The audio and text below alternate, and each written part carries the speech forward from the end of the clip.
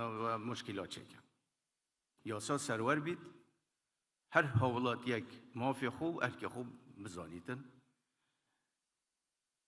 و ترکیز کازیدتریش بیتا کرن سه خدمتگزاریات و سرتاسر عراق اسواب زانم خلق ما همه کردستان الوسط الجنوب یت ماندی بیل شعاراتا زور يقول شعارات أبي خلك عملي تجديد كهرباء في جادات بين مستشفيات بين پرونده راست و درست بید یه بیدارین که همه لایک برای خوب دنبی خلق مستوای جیان خلق ما برای پیش بچیدن اما ده انجامه که باش داد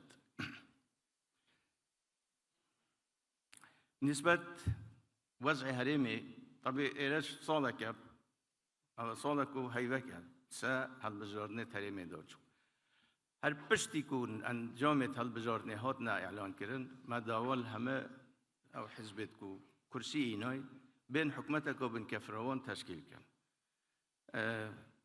نهاتن بیدارم دی صف حل بجاردنه فدرالی کو بی ببینه هاندر بو هندی جاره کدیشم از به دعوای همه لعنت کردستانی کم بینه به حکمت حریم کردستانش بیت تشکیل کردن هیوی دارم وکر رو هر دو حکومت بین تشکیل کردن بونده سنگا همه لایک بیت پاراستن هیوی دارم لعنت کردستانی باش گوچه خوب دنه به اوتارامن نوکه حلو مرجد کو پشتی حل بزار نت کل ید فدرالی هاتیه کردن نو هلو مرجن ید کو بری نوکه موجب استحقاق انتخابی همه لایق بگه تحقیق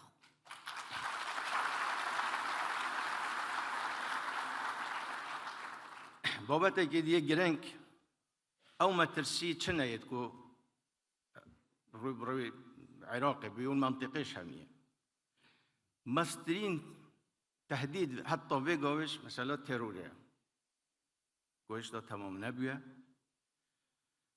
و دیاردا داعش دیارده که یا ترسناکه و نو بیچه جار البیرامه بچید هر وقت فرصت خوبه بینن زور مدعی که زور پیناچی دی داعش جار اکادی خونی بکده بند پیوستی یا هماهنگی که تمام هید ناف مبخوده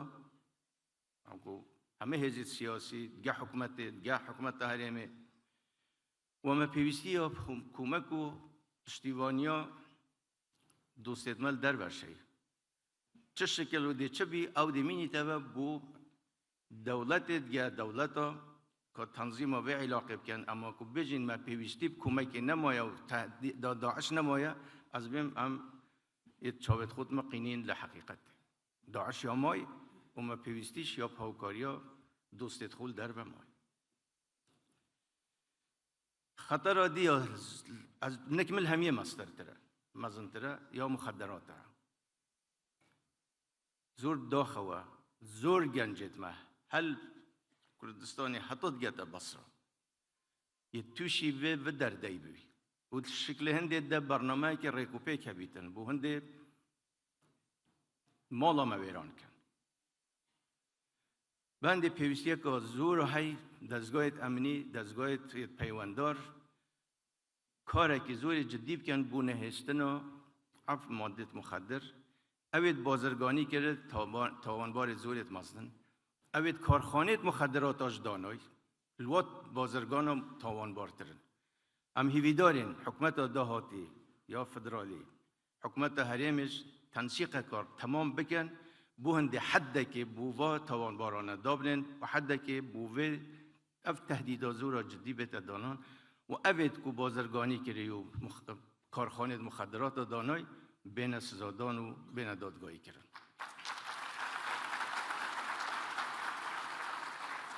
مترسیا دید مثلا تندرویا قومی و طائفیه کو چه جارا ما استفاده لی نکریا و خیریش بلی ندیدیا دا خواه هنده جارا ما گلید بی هنده و تریلید دن و ساسیوی دارم کو بس بو او حمله انتخابی بیتن و نه نهج بیتن لا هیچ لا چونکه ما چه خیر لی ندیدیا و لیش نابینی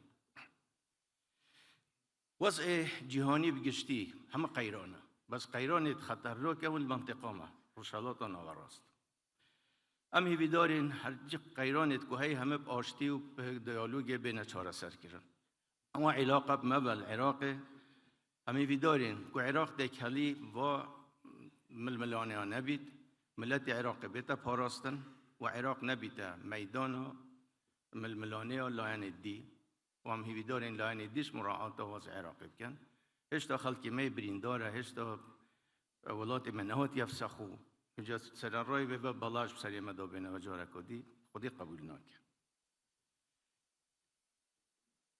خالا دومای کومند به اشارت ببدم مثلا فرهنگ پیک و جیانیه کردستان هم سربلندین و شانازی پیوت کن و هم اف فرهنگل همه عراقه زور برس تا را گرتن امی ویدارین همه لاک و گرینه و بوهنده ام فرهنگ پیک و جیان دولمندتر و کورتر کن چونکه حقیقت عراق هنده آجیانه کو وكو الدستور اجدهاتي فرا نتوية فرا آينية فرا مذهبية ام همه شريك بين ذولات ايدا وهمه اركي خوب زانن و ما في خوش زانن دومای دا هیویا سرکفنیت کم بوه کربنده و جارا کدیب خیرات نکا گرم و همه لاکت کم و زور سپاس و السلام علیکم.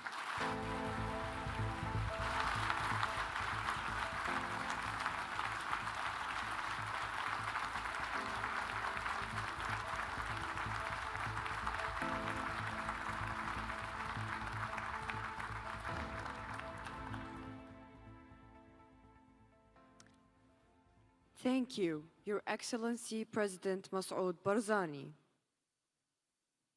Now, it is my honor to invite our next keynote speaker, Judge Dr. Faiq Zaidan, President of the Supreme Judicial Council, to deliver his address.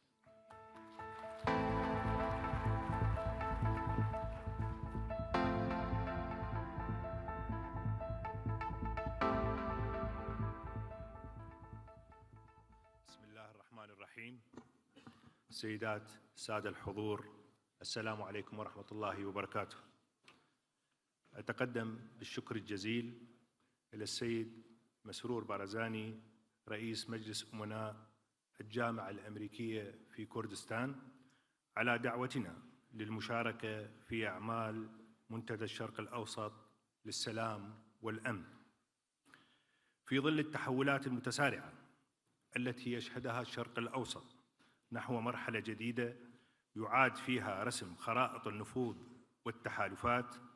يبرز اسم العراق كلاعب محوري يمتلك خصوصية تاريخية وجغرافية وسياسية تجعله رقماً صعباً في معادلة التوازن الإقليمي، ولذا بات الاستقرار السياسي في العراق ضرورة إقليمية لا مجرد حاجة داخلية، لما يمثله من أهمية في إعادة رسم ملامح الشرق الأوسط الجديد، حيث تحل الشراكات محل النزاعات وتغلب المصالح المشتركة على الصراعات الأيديولوجية.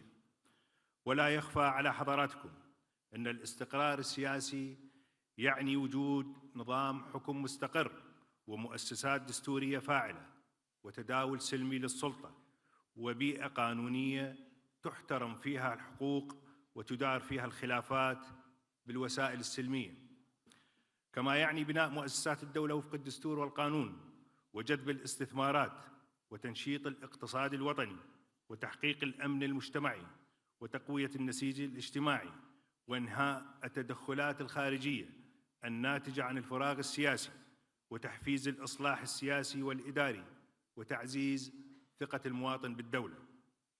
الحضور الكريم، في ظل التطورات الإقليمية التي شهدتها المنطقة مؤخراً، نرى أن العراق يمكن أن يكون جسر توازن بين المحاور المتصارعة ومنصة حوار بين الفرقاء الإقليميين والدوليين، كما يمثل نقطة ارتكاز اقتصادية في مشاريع الربط الإقليمي كالربط الكهربائي والطاقة والنقل، ويمثل كذلك فاعلاً أساسياً في مكافحة التطرف والإرهاب.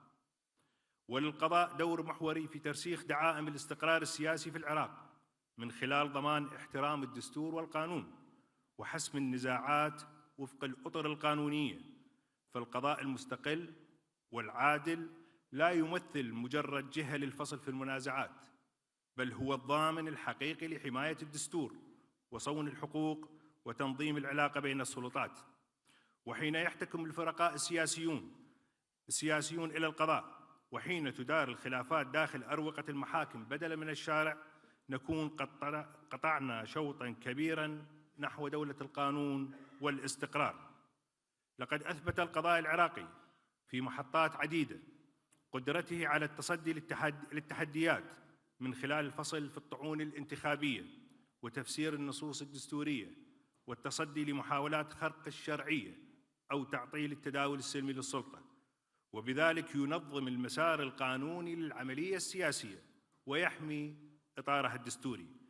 كما يعزز القضاء الثقة الشعبية بمؤسسات الدولة حين يطبق القانون بعدالة على الجميع. وفي ظل هذا الدور يصبح الاستقرار السياسي نتيجة طبيعية لعمل مؤسسات دستورية منسجمة وفق ما يقرره القانون. في الختام نؤكد أن القضاء سيبقى صمام الأمان ودرع الدولة وسقفها الذي يجمع الجميع تحت مظلة العدالة والدستور. نتمنى للقائمين على هذا المنتدى النجاح وتحقيق الأهداف المنشودة منه، والسلام عليكم ورحمة الله وبركاته.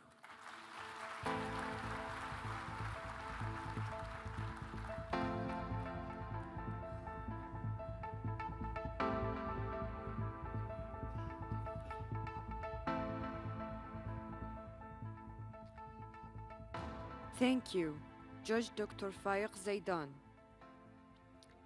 Our next keynote address will be delivered by His Excellency Mohammed Al-Hassan, Special Representative of the United Nations Assistance Mission for Iraq. Your Excellency, we are honored to invite you to the stage to deliver your keynote speech.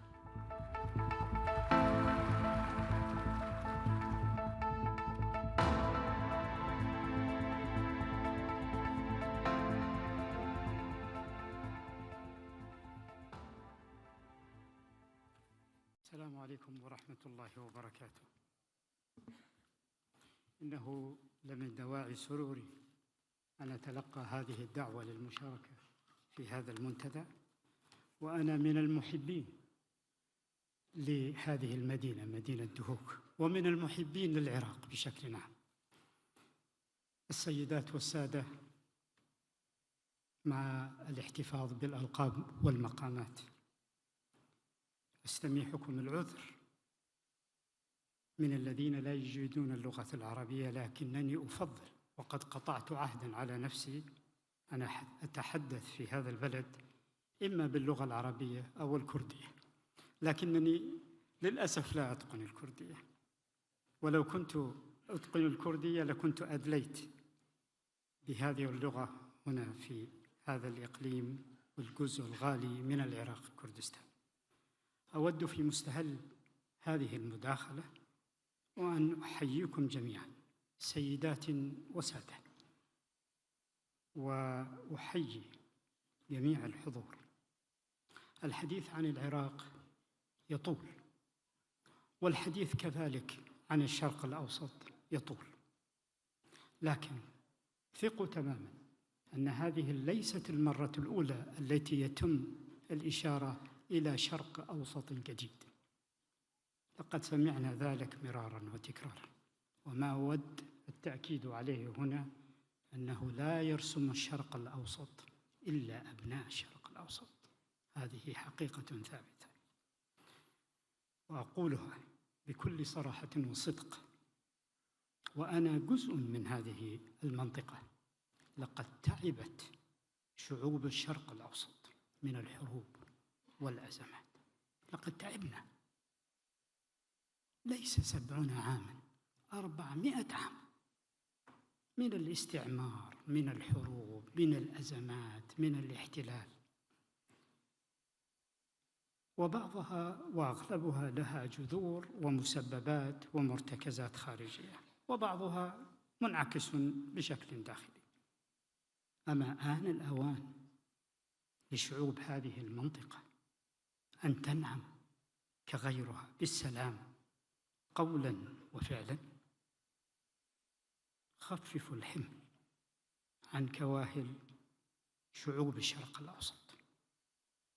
نعم، إنها شعوب تواقة للأمن والسلام والتنمية ومواكبة الركب العالمي نحو التطور، وأقولها دوما أن الشرق الأوسط والعراق تحديدا هو مهد الحضارات. آن الأوان لهذه المنطقة أن تشع حضاريا كما كانت في غابر الزمان. ولا يخالجني أدنى شك أن الإبداع مركزه في هذه المنطقة. بصفتي مبعوثاً دولياً للأمم المتحدة لهذا الجزء الغالي من الشرق الأوسط، لا يخالجني أدنى شك أن العراق سينطلق إلى مرحلة أفضل ومستقبل أكثر إشراقاً، كما كان شرط وجود قيادات حكيمة غيورة على شعبها وعلى أوطانها، وأن تعمل نحو الصالح العام، وأن يكون هدفها الأسمى هو النهوض بالعراق والمواطن العراقي. ولعمري أن لديكم شعب مبدع من زاخو إلى الفاو. المعركة القادمة والحقيقية ليست سياسية، بل هي ساحة تفوق معرفي وعلمي. هذا هو السباق نحو المعرفة والاقتصاد المعرفي، نحو الذكاء الاصطناعي، نحو الطفرة التقنية.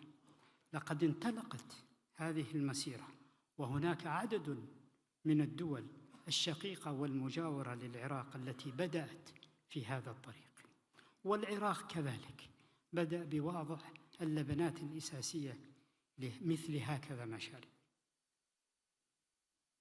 وهذا هو التحدي. السياسة مهمة، لكنها بما يلامس خيرات ومستقبل واقتصاد الشعوب، وينبغي التركيز ليس على السياسة فحسب، بل على الاقتصاد المعرفي. سلحوا أبناءكم وبناتكم بالعلم، بالعلوم المفيدة نحو أجيال يكون تركيزها منصباً ليس على الطائفية والفئوية والجهوية والمحسوبية، بل على العلم والمعرفة والتطور، حيث الحقوق مكفولة للجميع. نحن في الأمم المتحدة والله إننا جاهزون ومستعدون لمساعدة هذا بدون تردد، لكن المسؤولية الكبرى ملقاة عليكم أبناء وزعماء قادة العراق. اسمحوا لي الآن أن أشير وأعبر عما نفسي بخصوص الأيزيديين. معقول بعد أكثر من عقد لا يزال هنالك مشردين داخلياً في مخيمات؟ معقول هذا الكلام؟ هذا لا يليق بالعراق. آن الأوان لعودة المواطنين العراقيين بمختلف انتماءاتهم إلى مواقعهم الأصلية، إلى بيوتهم التي اجتثوا منها بسبب داعش. هذه هي نهاية المعركة مع داعش.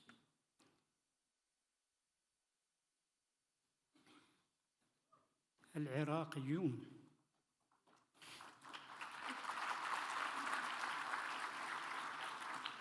والله طالما هناك عراقي واحد مشرد هذا لا يليق بالعراق، لا يليق. العراقي الأصيل هو هكذا. العراق اليوم هو عراق فيدرالي، وبالتالي لا بد من احترام الدستور العراقي الذي يرسخ الفيدرالية في هذا البلد. ذلك ما اتفق عليه أبناء العراق. لا يجب أن يتضرر المواطن العراقي العادي ويتوقف مصدر معيشته بسبب خلافات سياسية.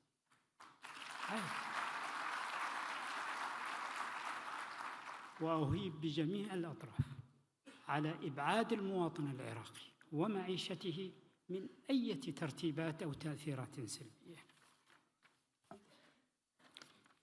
بذلك أختتم هذه المداخلة وأشكركم على سعة صدركم، وأتمنى لمؤتمركم ومنتداكم هذا كل التوفيق والسؤدد والنجاح. شكرا.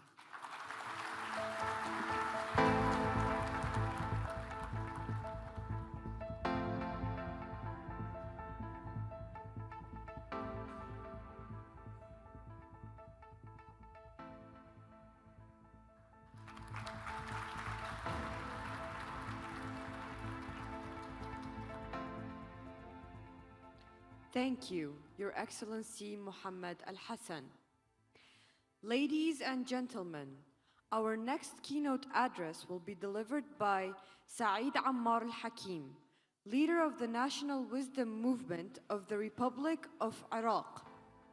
Your Excellency, we are honored to invite you to deliver your keynote speech.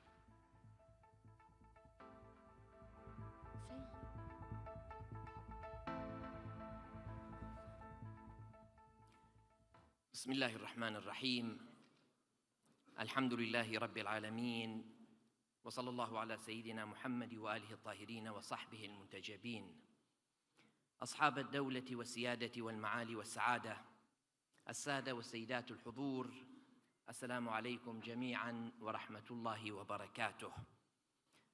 يسعدني أن أشارككم في هذا المحفل المهم، منتدى الشرق الأوسط للسلام والأمن، في دورته السادسة في محافظة دهوك العزيزة على قلوب العراقيين. وأجد من الواجب في مستهل حديثي أن أتوجه بتحية وتقدير واحترام إلى شعب كردستان وإلى أسرة البارزاني الكريمة بما تمثله من رمزية تاريخية لنضال هذا الشعب الكريم ولدورها في حماية التجربة الديمقراطية في العراق وترسيخ مبدأ التعايش والشراكة الوطنية. إن العلاقة بين قوى الاعتدال في العراق وبين القيادات الكردية وفي مقدمتها أسرتي البارزاني والطلباني الكريمتين هي جزء من ذاكرة هذا الوطن ومن رصيده الراسخ في مواجهة الاستبداد والإرهاب وفي بناء نظام سياسي يقوم على التنوع لا الإقصاء وعلى الشراكة لا الهيمنة. نجتمع هنا لطرح الرؤى والأفكار التي تهم واقعنا العراقي وما يخص الأوضاع في منطقتنا ومحيطنا الإقليمي والدولي، من أجل تجاوز الفوضى والخلاف والتوجه نحو الاستقرار والتنمية المستدامة، لا سيما في لحظة مفصلية تمر بها منطقتنا وتحتاج إلى وضوح في الرؤية وشجاعة في القرار. إننا كعراقيين نشعر بالفخر والاعتزاز بعد النجاح الكبير الذي حصل في الانتخابات النيابية في دورتها السادسة، من حيث التنظيم والأمن والمشاركة الواسعة والفاعلة والواعية من قبل شعبنا في جميع المحافظات العراقية العزيزة، مما يدل على تمسك العراقيين بنظامهم السياسي وحرصهم على تطويره ونجاحه عبر الآليات الدستورية والديمقراطية. لقد عبر العراقيون مرة أخرى عن إرادتهم الحرة وأكدوا تمسكهم بالمسار الديمقراطي رغم التحديات، وهذا النجاح ليس مجرد حدث سياسي، بل هو رسالة واضحة بأن شعبنا شريك أساسي في صناعة الاستقرار، وإن مؤسسات الدولة قادرة على إدارة الاستحقاقات الكبرى بكفاءة ومسؤولية، مما يجعل التجربة العراقية مثالاً يحتذى في منطقتنا، فهي تجربة تستحق الإشادة والتعميم على مستوى المنطقة والعالم. وهنا أود الإشارة إلى جملة من الأمور التي لها علاقة مباشرة مع هذا المحفل الكريم. أولاً، الحاجة إلى مقاربة جديدة للأمن والاستقرار في المنطقة، فقد أثبتت تجارب المنطقة أن الأمن لا يتحقق بالمعادلات العسكرية وحدها، وأن الاستقرار لا يصنع إلا من خلال عناصر فاعلة أبرزها شراكات سياسية واقتصادية واجتماعية متوازنة، معالجة جذور التوتر بدل الانشغال بنتائجه، بناء الثقة بين المكونات داخل كل بلد وبين دول المنطقة فيما بينها. الأمن اليوم هو أمن مترابط، أمن الطاقة والمناخ والغذاء والمياه والمجتمع والحدود والاستثمار، كلها حلقات مترابطة، وأي خلل في واحد منها ينعكس على الأخريات. لا بد أن ننظر إلى مفهوم الأمن والاستقرار كأحد أبرز مفاهيم إدامة المصالح وتفعيلها لصالح شعوبنا ورفاهيتهم. لا يمكن أن يكون هناك استقرار في بلد ما وشعبه يعاني من طبقية كبيرة وغياب للعدالة الاجتماعية، ولا يمكن أن يكون هناك استقرار في المنطقة مع استباحة السيادة والحقوق والمصالح في دولها. لا يمكن أن نشهد الاستقرار من دون وعي بالحقوق والواجبات تجاه بعضنا، ولا يمكن أن نشهد تنمية اقتصادية شاملة من دون تنمية بشرية واجتماعية شاملة أيضاً. لا استقرار سياسياً من دون السلم الأهلي والاعتراف بخصوصيات الشعوب واهتماماتهم وانتماءاتهم القومية والدينية والمذهبية والثقافية وحرية التعبير وحقهم في العيش الكريم. فهذه عناصر مهمة وفاعلة في تحقيق مفهوم الأمن والاستقرار في المنطقة. ثانياً، العراق نموذج للفرص رغم التحديات، فعلى الرغم مما مر به بلدنا من صراعات، فإنه أصبح اليوم أكثر قدرة على استعادة دوره الإقليمي والدولي من خلال الجوانب الآتية: تعزيز الشراكات الاقتصادية داخل المنطقة وخارجها، تحقيق نمو اقتصادي متدرج ولكنه ثابت ومتصاعد، تعزيز مسار سياسي يتطور نحو مزيد من التوازن والمشاركة. اليوم نرى في العراق جيلاً جديداً من الشباب يمتلك الطاقة والطموح والوعي، ويحتاج إلى دعم حقيقي ليحول قدراته إلى مشاريع تنموية حقيقية بدل أن تهدر في ساحات الإحباط أو الهجرة. والفرصة قائمة حالياً بعد الانتصار والمكسب الكبير الذي حققه أبناء شعبنا في مشاركتهم الانتخابية الواسعة، وهو ما يجعل المسؤولية مضاعفة علينا جميعاً في ضرورة الإسراع بتشكيل حكومة قوية مقتدرة شاملة لجميع أطياف شعبنا ومكوناتهم الكريمة. النسب الانتخابية العالية التي تحققت في أغلب محافظاتنا العزيزة تمثل إرادة شعبية صادقة وملحة لضرورة الإسراع في اكتمال بناء البلد وتطوره وحمايته من المخاطر والتحديات الخارجية. وهنا أدعو جميع إخوتي من قادة الأحزاب والقوى السياسية الكريمة أن يجعلوا مصلحة العراق وفرصه الكبيرة نصب أعينهم، وأن نتعاون جميعاً في صناعة حكومة قوية في قرارها، فاعلة لتمثيل مكوناتها، واعية للفرص والتحديات التي تحيط بها وبالمنطقة. حكومة قوية ومتوازنة قادرة على التقاط الفرص الإقليمية والدولية قبل أن تتحول إلى خسائر. أمامنا فرص كبيرة، إن لم نسرع في توظيفها واستثمارها فسنعرض بلدنا إلى خسائر كبيرة في الفرص ومخاطر جسيمة في التحديات. ثالثاً، الحوار بديلاً عن الصراع. لقد حان الوقت أن تنتقل دول المنطقة من إدارة الأزمات إلى صناعة الحلول، فالحوار ليس ترفاً سياسياً، بل هو الخيار الوحيد الذي يضمن خفض التصعيد وتنشيط التنمية الاقتصادية وترسيخ الاستقرار المجتمعي.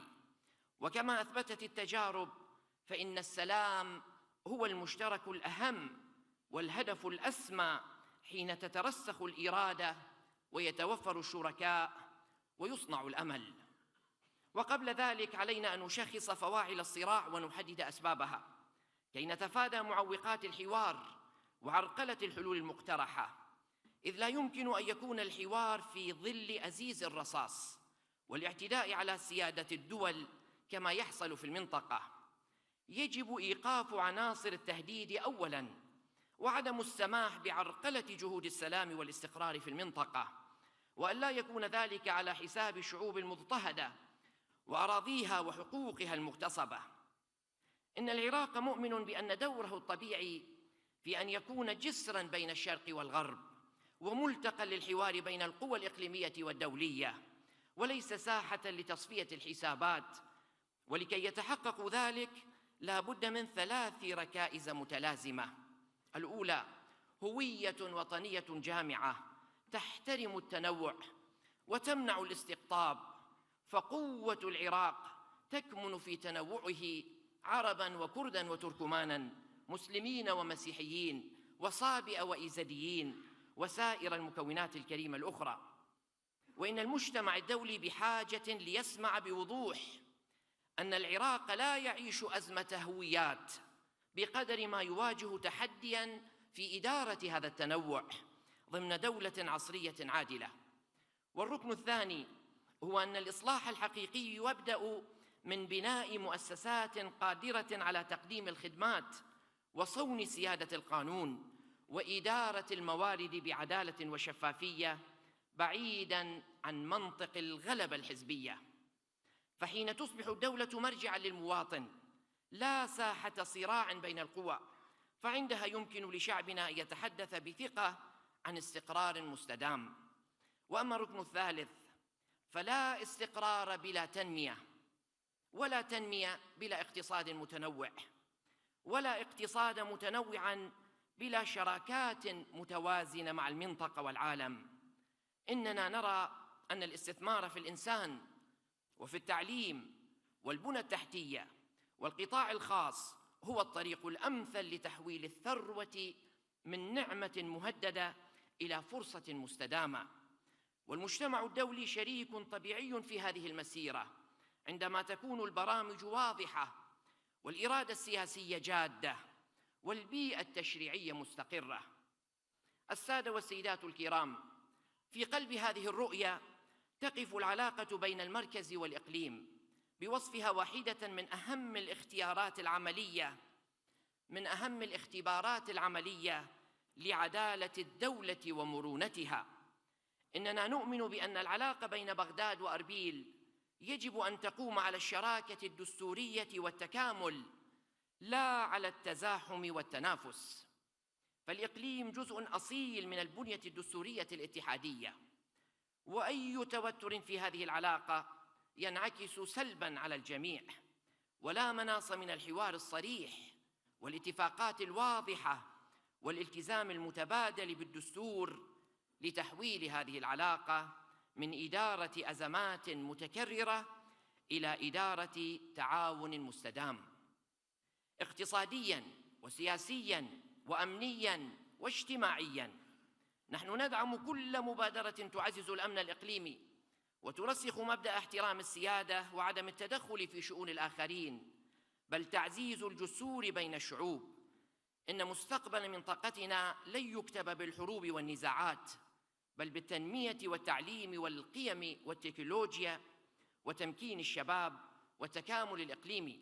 ختاماً، أود التوقف عند مناخ التهديد الصامت في العراق والمنطقة، فمحيطنا الجغرافي من أكثر المناطق عرضة لآثار التغير المناخي، ومع ذلك ما زال التعاون الإقليمي في هذا الملف دون المستوى المطلوب، إذ تعيش بلداننا اليوم أقسى موجات الجفاف وارتفاع الحرارة وشحة المياه، ولن تكون هناك قيمة لأي استثمار أو استقرار أو تنمية إذا فقدت الشعوب مصادر حياتها الأساسية وهي المياه.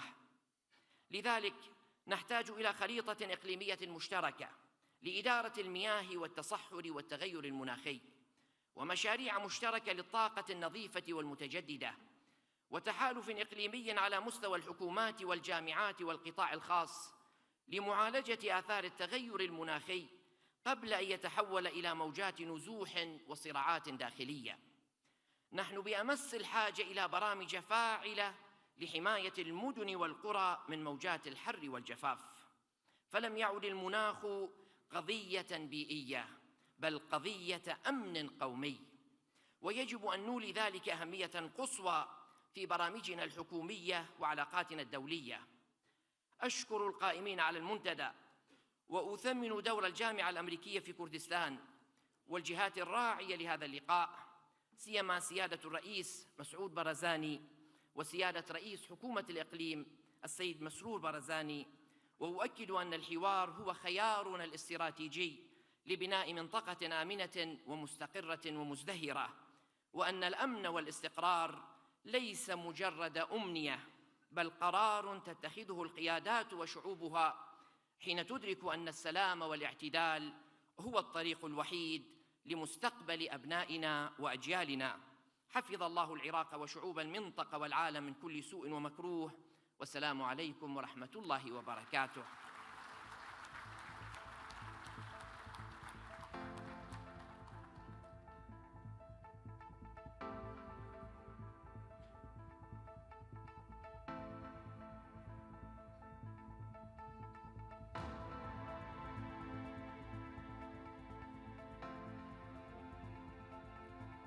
Thank you, Sayyid Amar al-Hakim.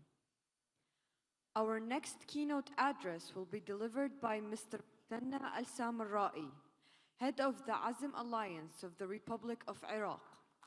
Sir, we are honored to invite you to the stage to deliver your keynote speech.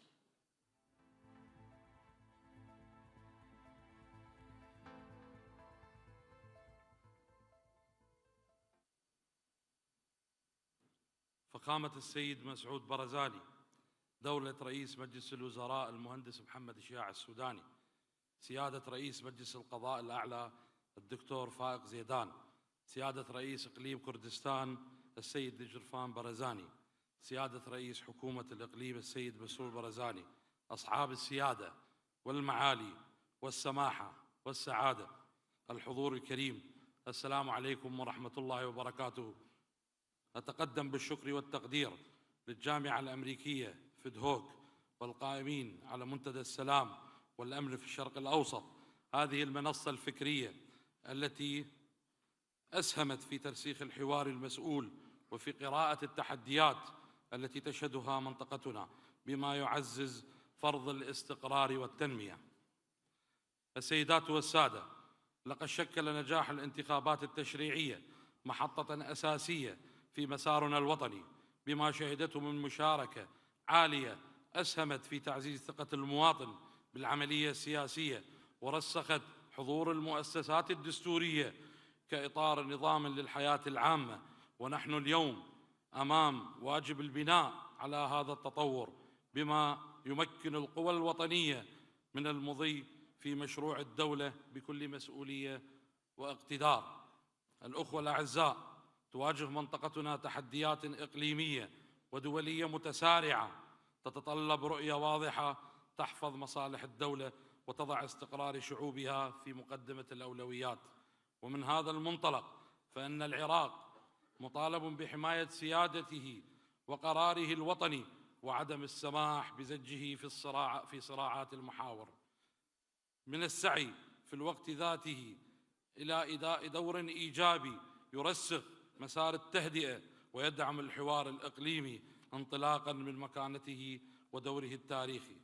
الحضور الكرام، إن قوة النظام السياسي تقاس بقدرة مؤسساته الدستورية على أداء مهامها وفق القانون وضمان التعاون المسؤول بين السلطات بما يعزز الاستقرار ويمنع الأزمات. فالمؤسسات التي تعمل بانسجام تسهم في حماية الدولة وترسيخ ثقة المواطن بمستقبلها. السيدات والسادة، لقد تجاوز العراق مرحلة صعبة بعد دحر الإرهاب وهذا الإنجاز الكبير يمثل قاعدة صلبة لبناء اقتصاد قوي وجانبه الاستثمار، فترسيخ الأمن يوفر بيئة مناسبة لدخول رؤوس الأموال وتوسيع المشاريع وتحقيق التنمية. ومن المهم اليوم اعتماد رؤية اقتصادية شاملة تقوم على تنوع الموارد وتطوير الصناعة والزراعة والطاقة وتمكين القطاع الخاص وتحسين بيئة الأعمال بما يجعل الاستثمار محركاً أساسياً للنمو. شكراً لكم جميعاً، وشكراً لكل من يسهم في أن يكون هذا المنتدى مساحة للحوار البناء والعمل المشترك نحو شرق أوسط أكثر سلاماً واستقراراً ونماءً. السلام عليكم ورحمة الله وبركاته.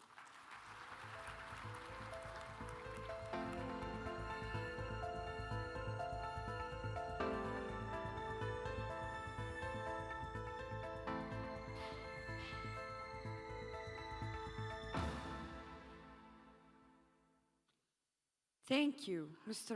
Muthanna Al-Samarrai. Our next session is a special conversation with His Excellency Mohammed Shia al-Sudani, Prime Minister of the Republic of Iraq. This session will be chaired by Ms. Hadil Al-Alyan of Al-Sharq News. Your Excellency, we are honored to invite you to the stage for this special conversation.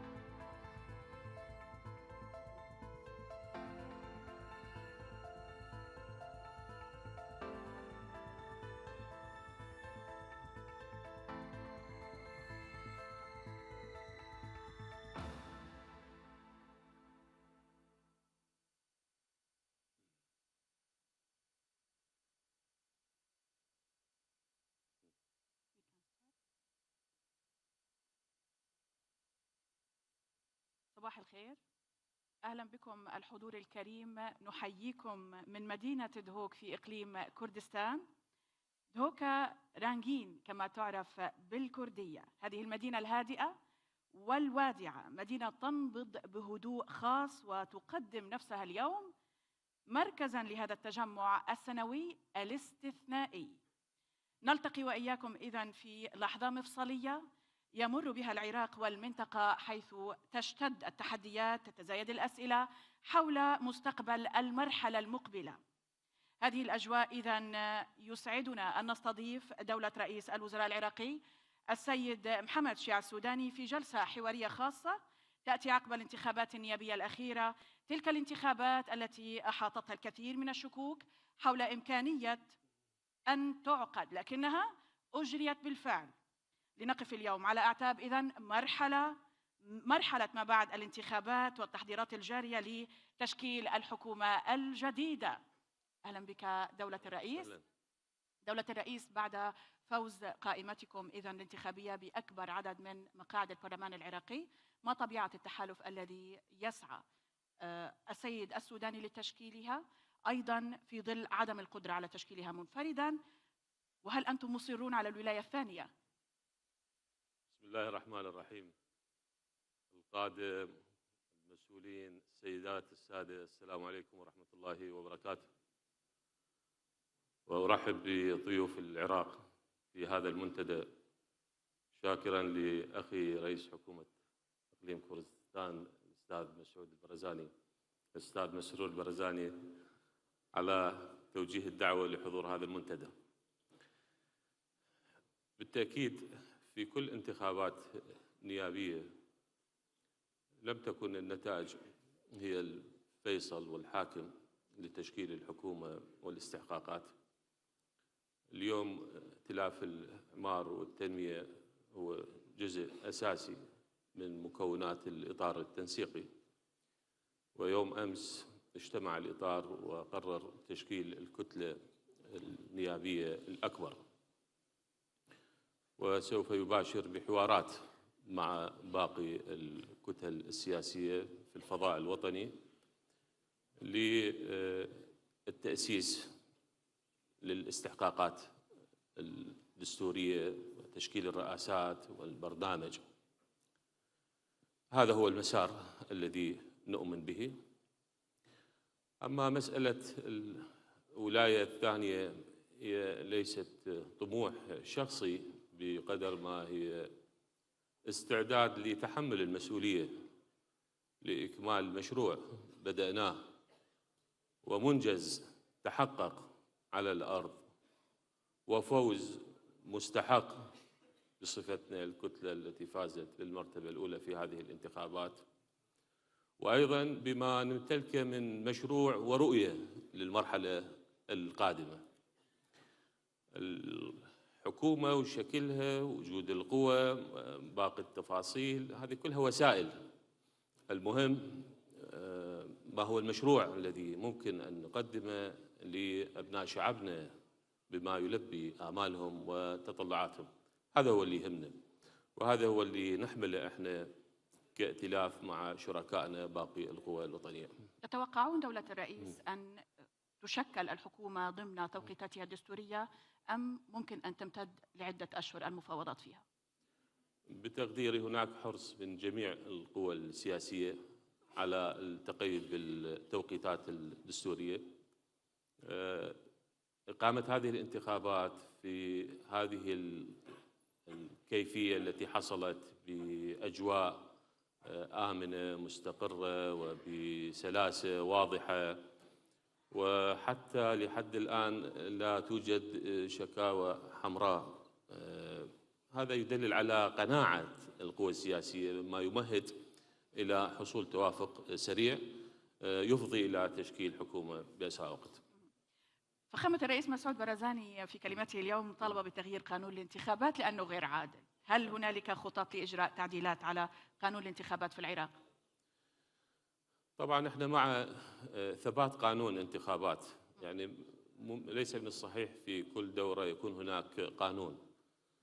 تقوم القوى السياسية بحكم وجودها أو ثقلها بتصميم قانون على مقاسه، لكن نشترك مع فخامة الرئيس أن هناك هدر للأصوات شخصناه في تطبيق هذا القانون في احتساب الأصوات. يعني على سبيل المثال احنا أيضا الإعمار والتنمية حقق 1,317,000 صوت، لا يتناسب مع عدد المقاعد.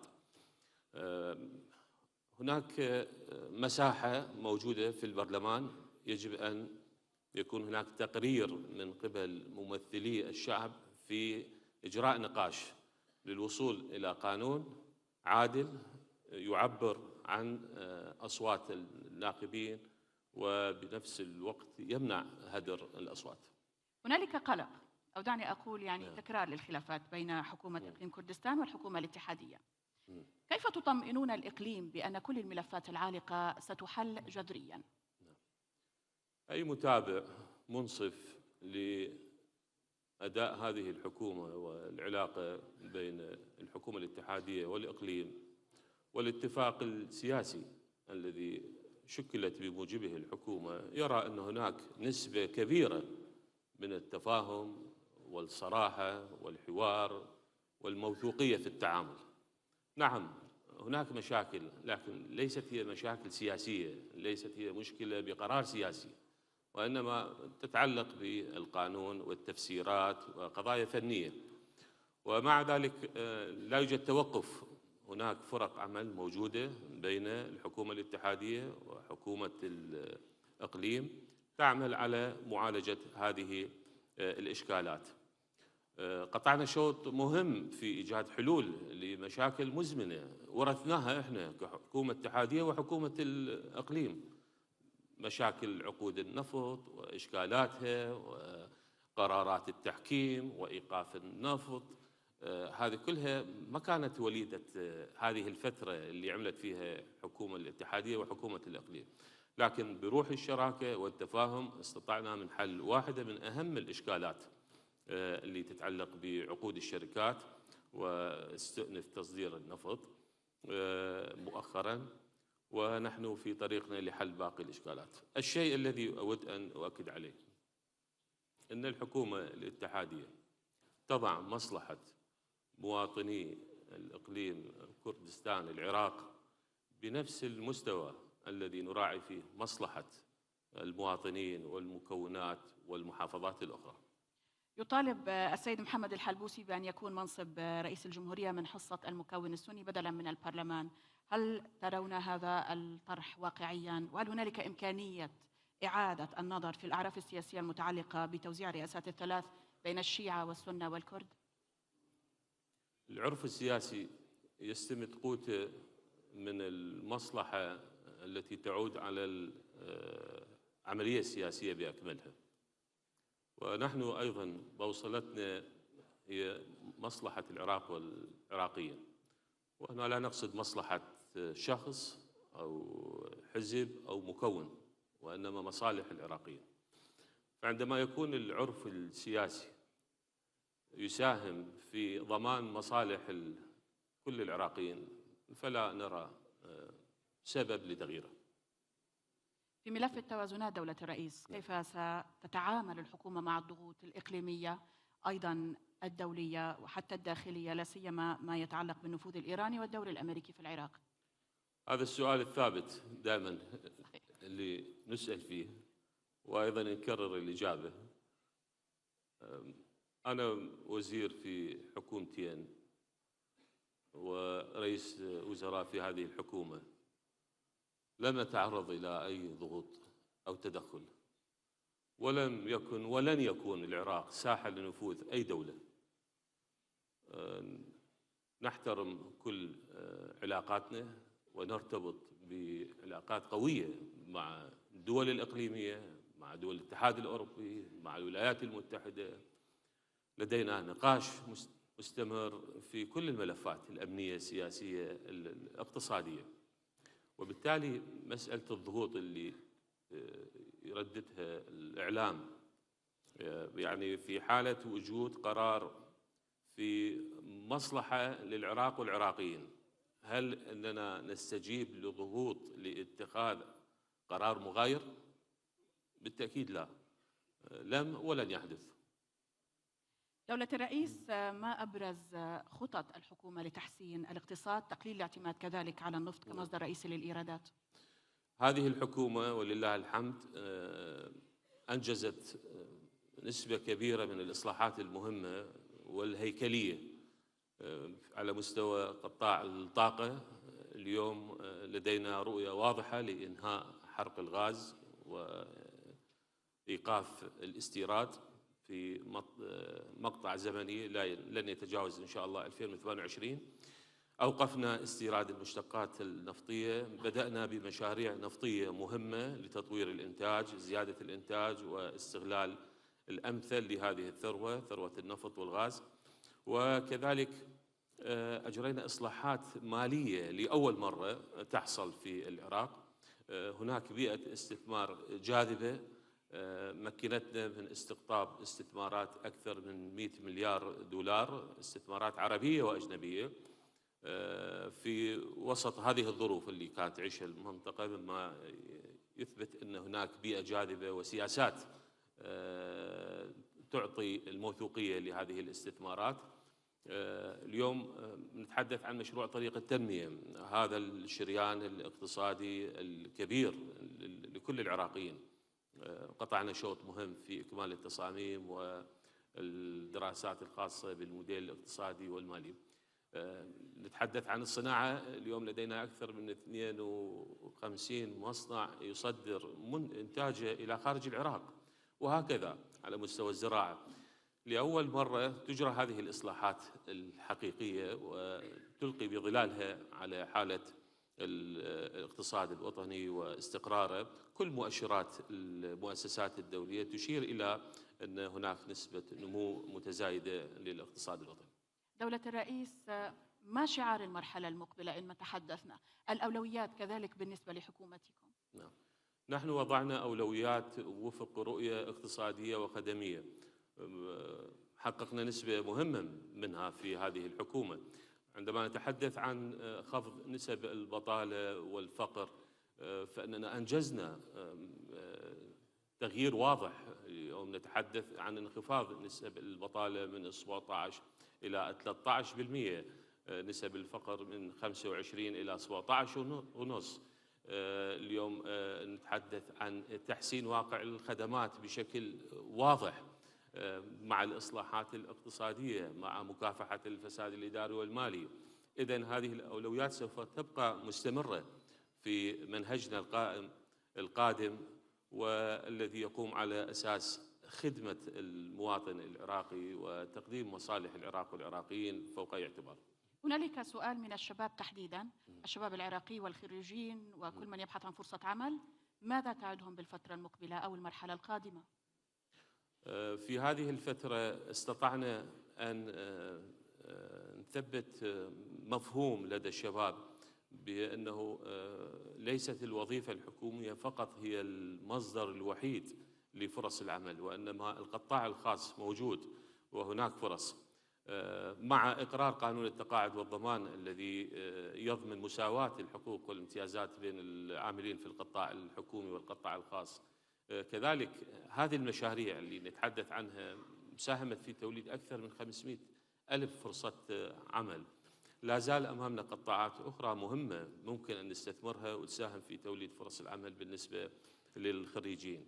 مبادرة ريادة، هذه المبادرة اللي استقطبت بحدود 505 ألف شاب، تقريبا 212 ألف منهم من طلبة الكليات والمعاهد، وهذه نقطة تحول مهمة، أنه بدأ الشاب وهو في طور الدراسة يفكر أنه يدخل سوق العمل ويعتمد على نفسه.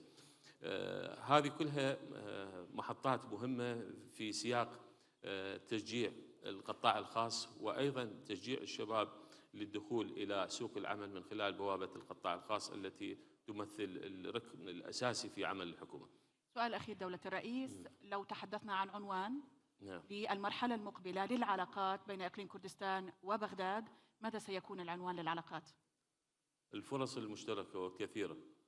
هناك كثير من المشاريع يجب أن نغادر مصطلح الملفات العالقة ونضع أمام الفرص المشتركة في الاقتصاد، في العلاقة، في التفاهم. وبتقديري لدينا الكثير من ذلك مما يعود بالمنفعة على جميع أبناء شعبنا العراقي في إقليم كردستان وفي باقي المحافظات. شكرا دولة الرئيس. شكرا لكم. شكرا للحضور الكريم. شكرا لكم.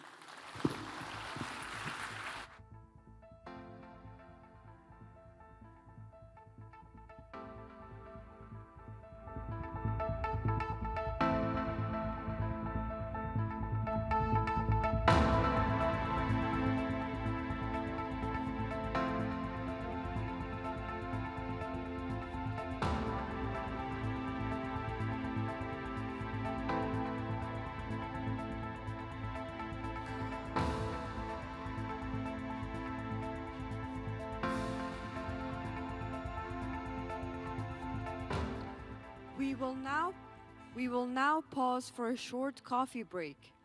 Kindly be back in the hall by 12 p.m. as we resume with the keynote speech by Sheikh Khamese Al-Khanjar, followed by session 2, the Middle East Managed Chaos, assessing the region's challenges and prospects.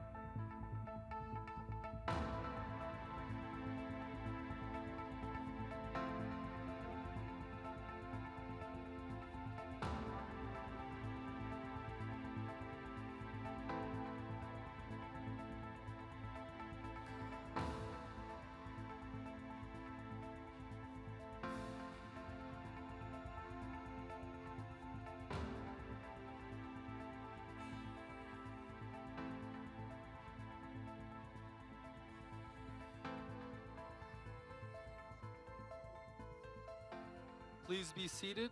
The next session is starting.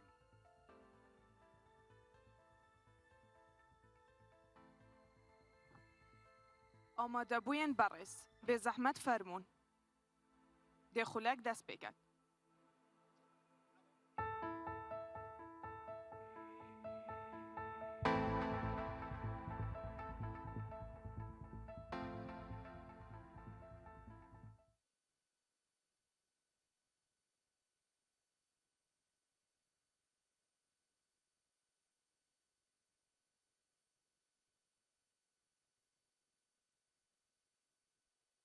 Please be seated. The session has begun.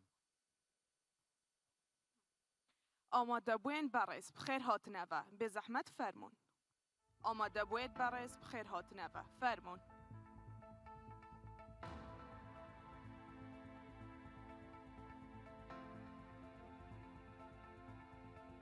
يرجى العودة إلى مقاعدكم. سوف تبدأ الجلسة التالية. يرجى العودة إلى مقاعدكم. سوف تبدأ الجلسة التالية.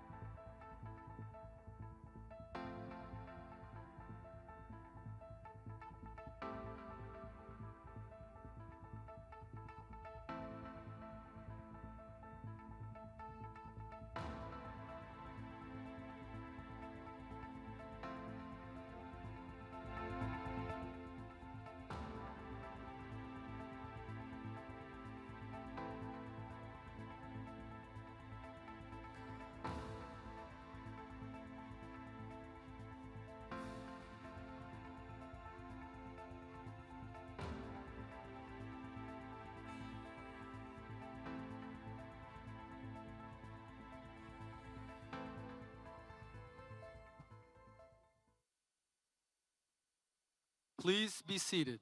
The session is now beginning. I think before آماده we بوید start, برس بخیر I think, هاتنه و yeah. So did they know فرمون that? I don't know. دانشان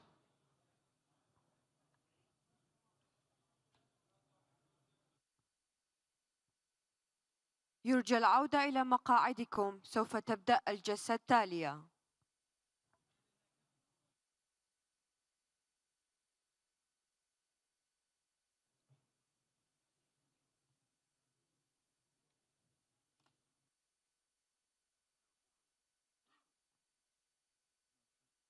Please be seated. The session is now beginning.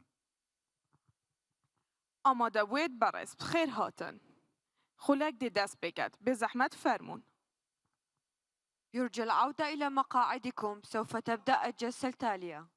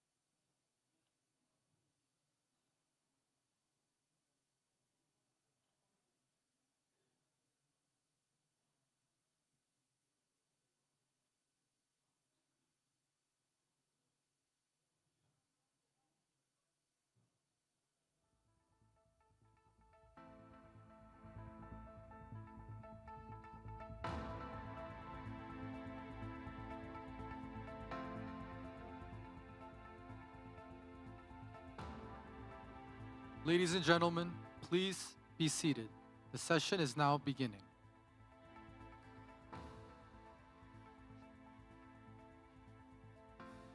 آماده بوین برس به زحمت فرمون دخولک دست بکت أيديكم. يرجى العودة إلى مقاعدكم. سوف تبدأ الجلسة التالية بعد قليل.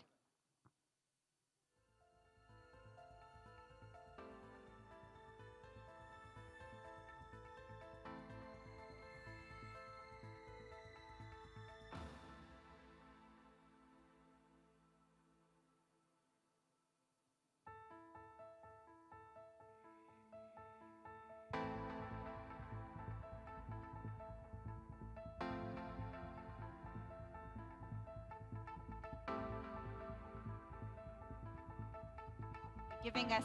Ooh.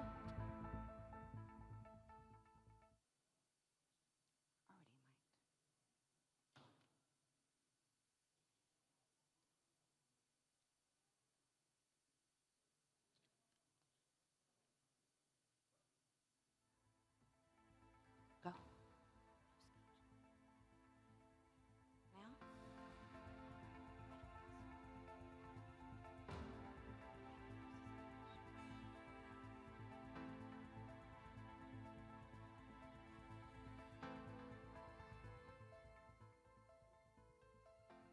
Ladies and gentlemen, welcome back. We will now continue with our program.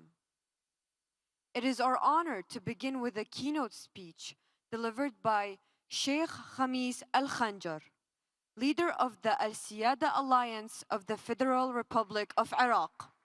Your Excellency, we kindly invite you to the stage to deliver your keynote address.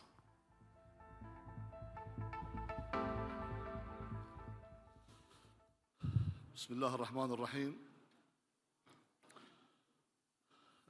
الأستاذ مسرور برزاني رئيس حكومة كردستان، أصحاب المعالي والسعادة، السادة الحضور، السلام عليكم ورحمة الله وبركاته.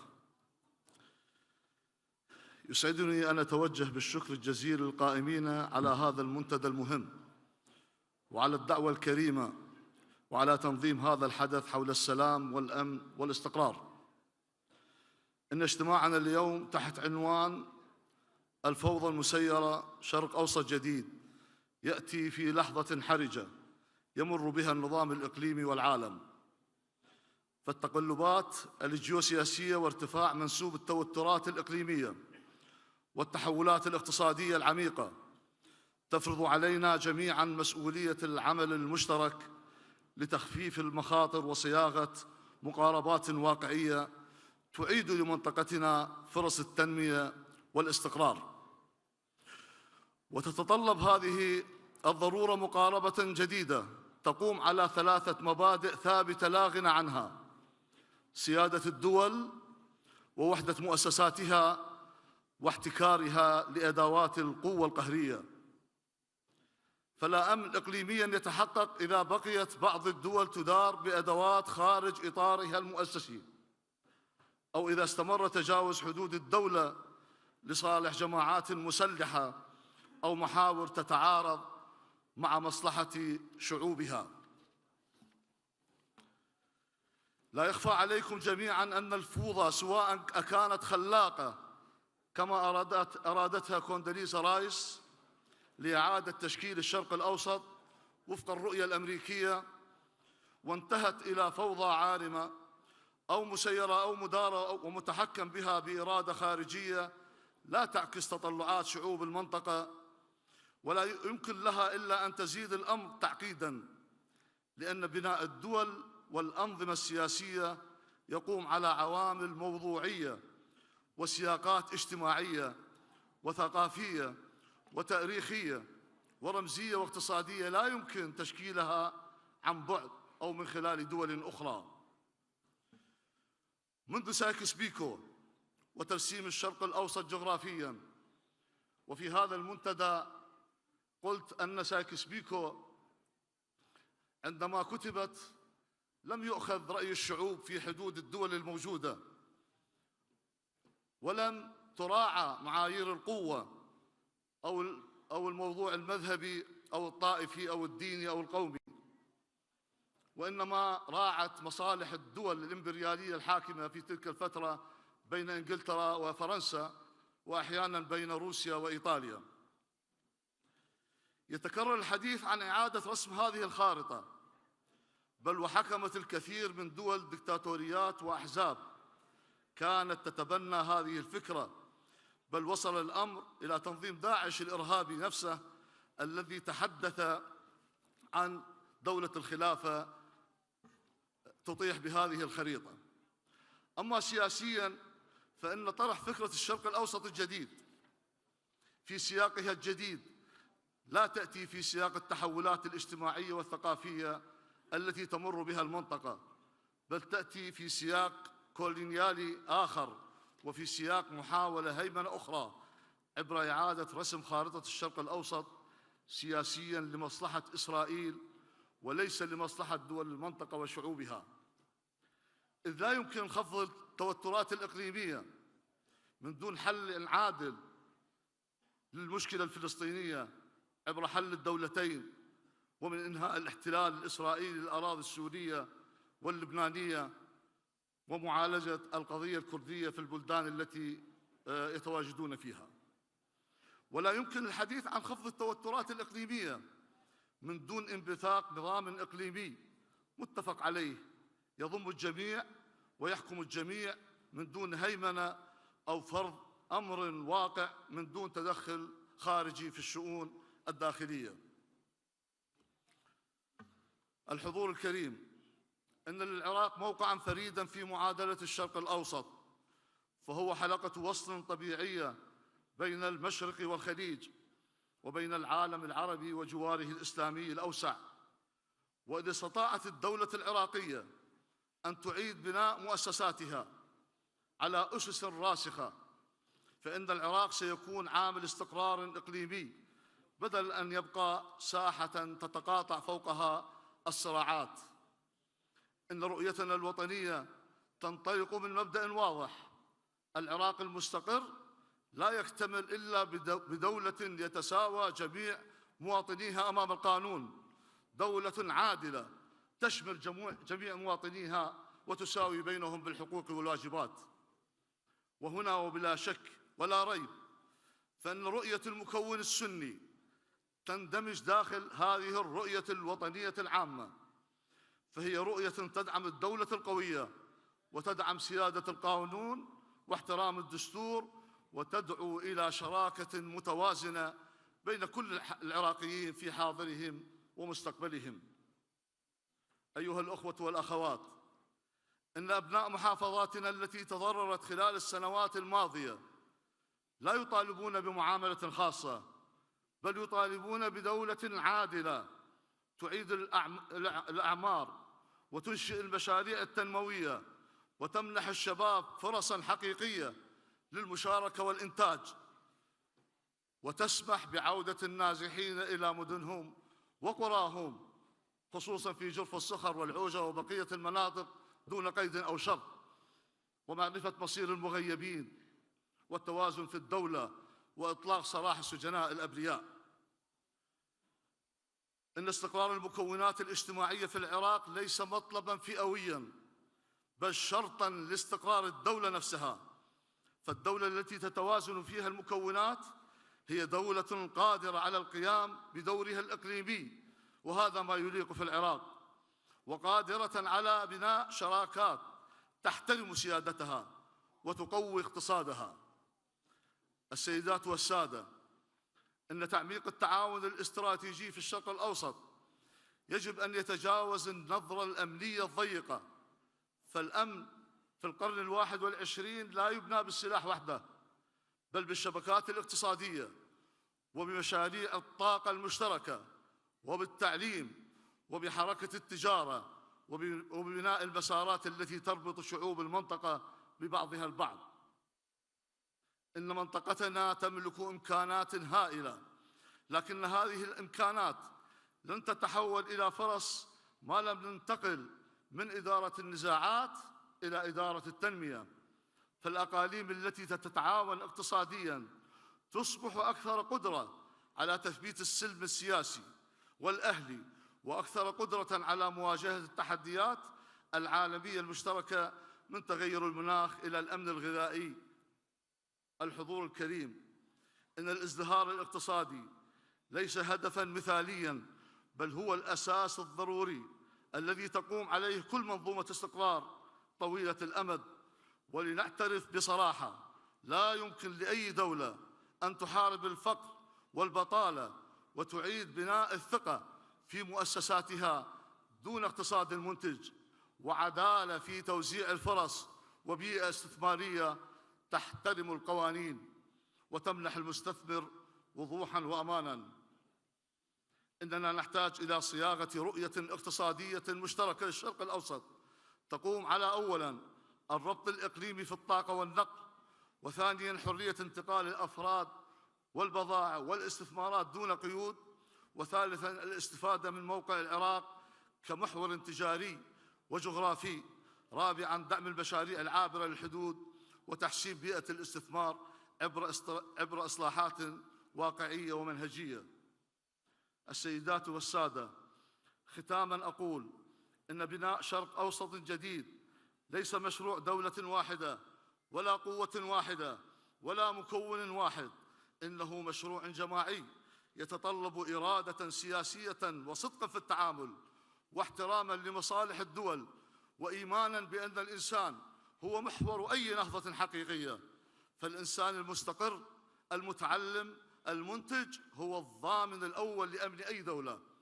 إن طريقنا نحو شرق أوسط أكثر استقراراً يمر عبر دولة قوية عادلة ومجتمع متماسك لا يشعر بالظلم، واقتصاد حديث، وعلاقات إقليمية قائمة على الاحترام المتبادل والندية والمصالح المشتركة لا التبعية. وأنا واثق أن هذا المنتدى يمكن أن يشكل خطوة واقعية في هذا المسار، وأن يفتح أبواباً جديدة للحوار ورؤية مشتركة تعكس طموحات شعوبنا وآمالها، بدلاً من أن تفاقم من مخاوفها ومهدداتها. والسلام عليكم ورحمة الله وبركاته.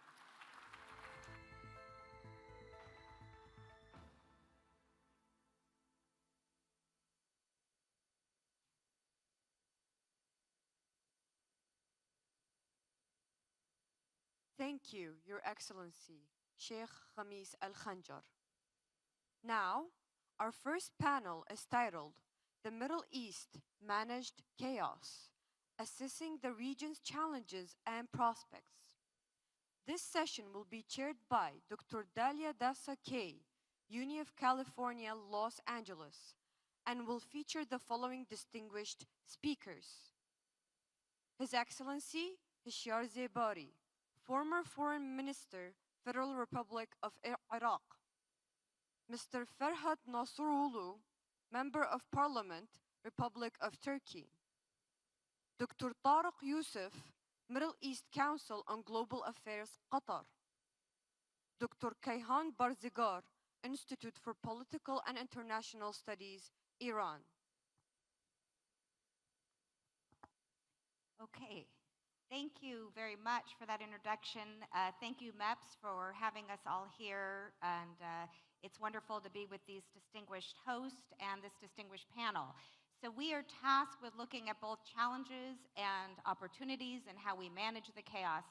So what we'll do, I think, is we'll start with the chaos. We'll start with the challenges. And what I think would be very interesting is to get the perspective from each place where you're sitting from your vantage point, of what you see as the top threat today. And if you were sitting in MEPS November of last year, because let's face it, this has been a remarkable year. The fall of Bashar al-Assad, 12-day war, bombing of Iran by US and Israel, a strike in Doha, but also positive developments.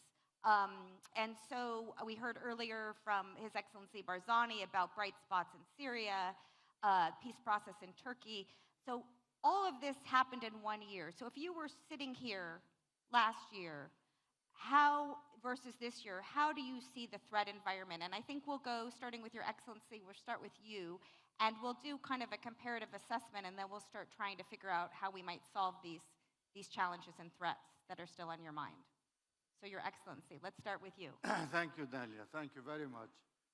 First of all, I'd like to thank Mr. Masoud Barzani, the chairman of the Board of Trustees, and for MEPS for inviting us and bringing us together in this wonderful forum.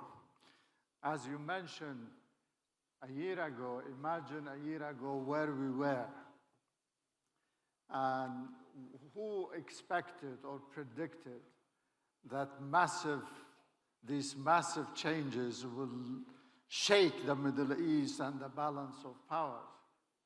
I mean, the incidents that you mentioned, really nobody here in this forum last year predicted that this regional escalation would reach that level. The Middle East generally, I will quote a friend of mine whom I known for many years, has said, the Middle East is a region of the world where instability is infectious because everything important is connected. And really, this is our part of the world. We have to be realistic, whether it is a new Middle East or the same Middle East, but definitely the trends, the geopolitical trends, are for changing the pre-Middle East, as it were. Now here, Iraq, as part of this region, has managed to avoid this war on conflict thanks to the government or to the visions they had to maintain some impartiality. But this is temporary in my view. They cannot sit on the sideline. They have to be clear. I personally think the major challenge to Iraq instability is the regional escalation. I mean, this escalation is not over in my reading. It's not done. It's not been frozen. I mean, it could erupt anytime. And also another challenge is actually for any country that it respects itself. We hear the intervention of the Prime Minister, which gave a very positive, rosy picture of the country, its economic, its institutions, but there are some serious challenges. One of the key challenges is the non-state actors rule, or the militias, that every government is promising, pledging to bring them under some control or integrate them. Here, Kurdistan really has tried to be a force of stability, a bridge between Baghdad and the regional neighbors that we have and the international community. So we commend the work of the government for that. Another factor of instability is the fragility of the institutions. We were discussing with some Iraqi friends about how important it is to have this institution strengthened and empowered is another challenge in my view, in my personal view. My last point, and I'll give the floor to my friends, I personally think we need, in this region and Iraq, some certainty about the US forces in this region, the multinational forces. Yes, there are a debate, there are some divisions within Iraq about the presence or the legality of these forces in our territory. But we know, as a foreign minister, as an international diplomat, I've dealt with this issue with many countries who are hosting foreign troops, but they are sovereign, they are independent, they are there with their consent. And this is what has happened. And I can give you dozens of examples of European, Arab, regional countries. But not now, no. Okay, there is no shame of declaring that or showing friendship to that. I'll stop here and then Very good. I'll answer your other question. Thank you, Your Excellency. So, Mr. Farhad, we're going to move to you. We heard from His Excellency top concern, and let's try to focus rather than laundry list, really kind of what's keeping you up at night in this current so-called new Middle East, change Middle East, transform Middle East over this last year. Non-state actors was on his list, the regional situation, which is, many things, the question of external forces. How are you seeing it from where you're sitting? Okay, thank you very much. It's a big pleasure for us to meet today with you. Our region is a crossroad. Actually, we will either slide into deeper fragmentation or manage this chaos, or we will choose a path of stability and prosperity built on cooperation. I believe we still have a window of opportunity to move from manage the chaos to manage connectivity. This means shifting from reacting to crisis to build an infrastructure, institution, and capability that can secure peace and prosperity for our region. Today, I can frame in 3 themes. 1, investing in regional connectivity, especially infrastructure and the new development road. Second, unlocking promising sectors such as renewable energy, digital economy, agriculture and tourism and defense. Third, comforting global fragmentation by deepening regional integration through free trade agreements. How we will connect to increase our connectivity? Let's say we live in world a high uncertainty area. This from geopolitical tension, supply chain lock, and rapid technology distribution. One of the most transformative example in the new development road is a corridor linking from Gulf through Iraq and Turkey to Europe. It is very important project to increase our relation with the connectivity, not with chaos, but dependency. If we will increase this, we will make a better relations. Now, thanks. Okay, excellent. And we'll return to that, and if other panelists have thoughts about the connectivity, we're already getting to solutions here. But of course, as we know, we need stability for these development plans, but you don't have stability without development. So we have to square that circle. But there also is the question of which connectivity plan. There are many competing plans out there, so I'll be interested in other panelists' thoughts on that. Tariq, why don't we go to you, and maybe if we can start again with the question of what is the biggest challenge? I mean, we've had a very changed year, very many shocks to the system, good and bad. How are you seeing it now, sitting in Doha, but also your broader analytic take? Thank you, Daisy. Bismillah wa salatu wa salam ala Rasulullah. Thanks to the organizers here for inviting me. It's my first opportunity to be in Kurdistan. I've enjoyed my stay, and I'm very pleased to be on this panel.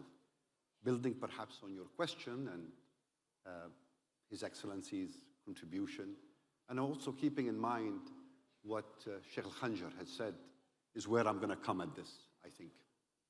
I think at this moment in time, as we look at the last year, the last 2 years, I think if there is one thing that has become perhaps clear to many people in the region, I say this with a lot of confidence, about not just governments in the region, public in the region, is that the biggest threat to instability at this moment, as has been revealed through a course of actions and aggressions and militaristic policies, for the first time perhaps in a long time, is Israel. There's a growing realization and a consensus amongst actors and countries in the region that the biggest threat is really Israel, especially with its current posture, philosophy, ideology, and outreach and approach and behavior towards countries in the region. This is, for the first time, I would argue, is the case in probably at least 15 years. And it raises, I'd say, fundamental questions about regional security and regional order. And it creates, in my humble opinion, the opportunity that Sheikh Khanjar was hinting at, the need for a new security regional order. For the last 10, 15 years at least, as most of you have observed, the US has tried through various initiatives to create such an order. The order rested on three formulas that I think have become widely understood, observed, and I would say enforced through various administrations in the US. The first component of this order was normalize relations between the Arab world and Israel. So the Abraham Accords, the Negev Summit, the East Med Gas Forum, I could name the initiatives where Israel and the Arabs were meant to come together. The second component of the US efforts was contain Iran, isolate Iran, keep Iran weak, threatened, constantly under the prospect of a threat. The third was, and this of course was obvious to many of us, but not as much discussed, the third component of what the US had tried to do was to exclude Turkey from any regional initiatives, whether it is the Abraham Accords or the Negev Summit or the East Med Forum or the IMAC. Turkey was meant to be kept out.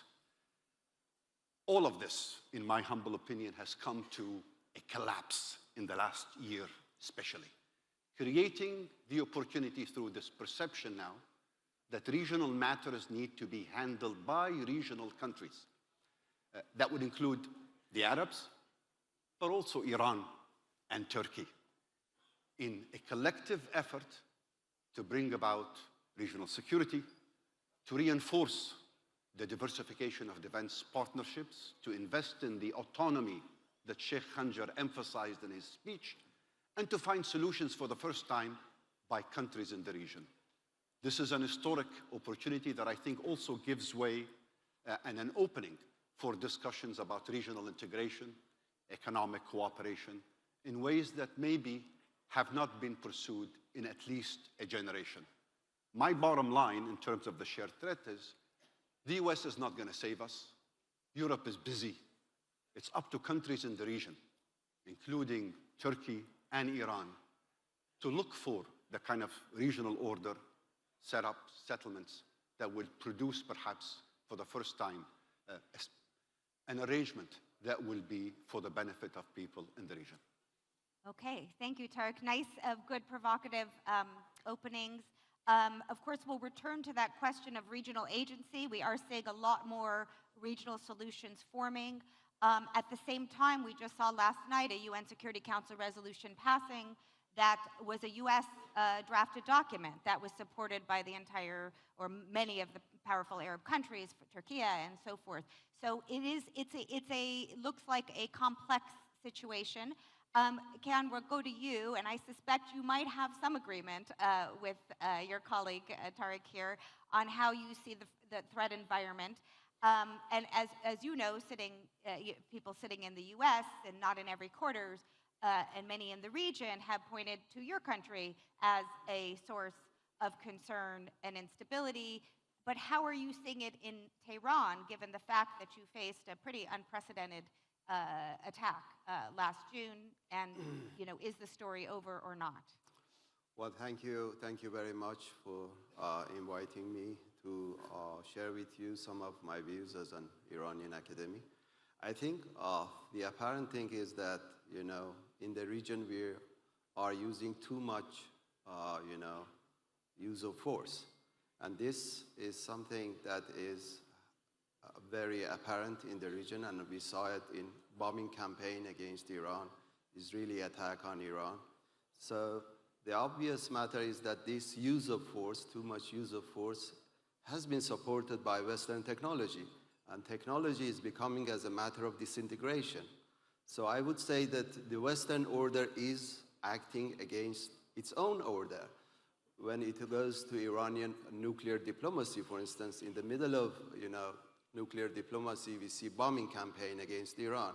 We see the IAEA to send a false report about the Iranian nuclear program and activity. We see the snapback by the Western and European countries. All of these are something that is pushing independent nations in the region to act in its own independent way.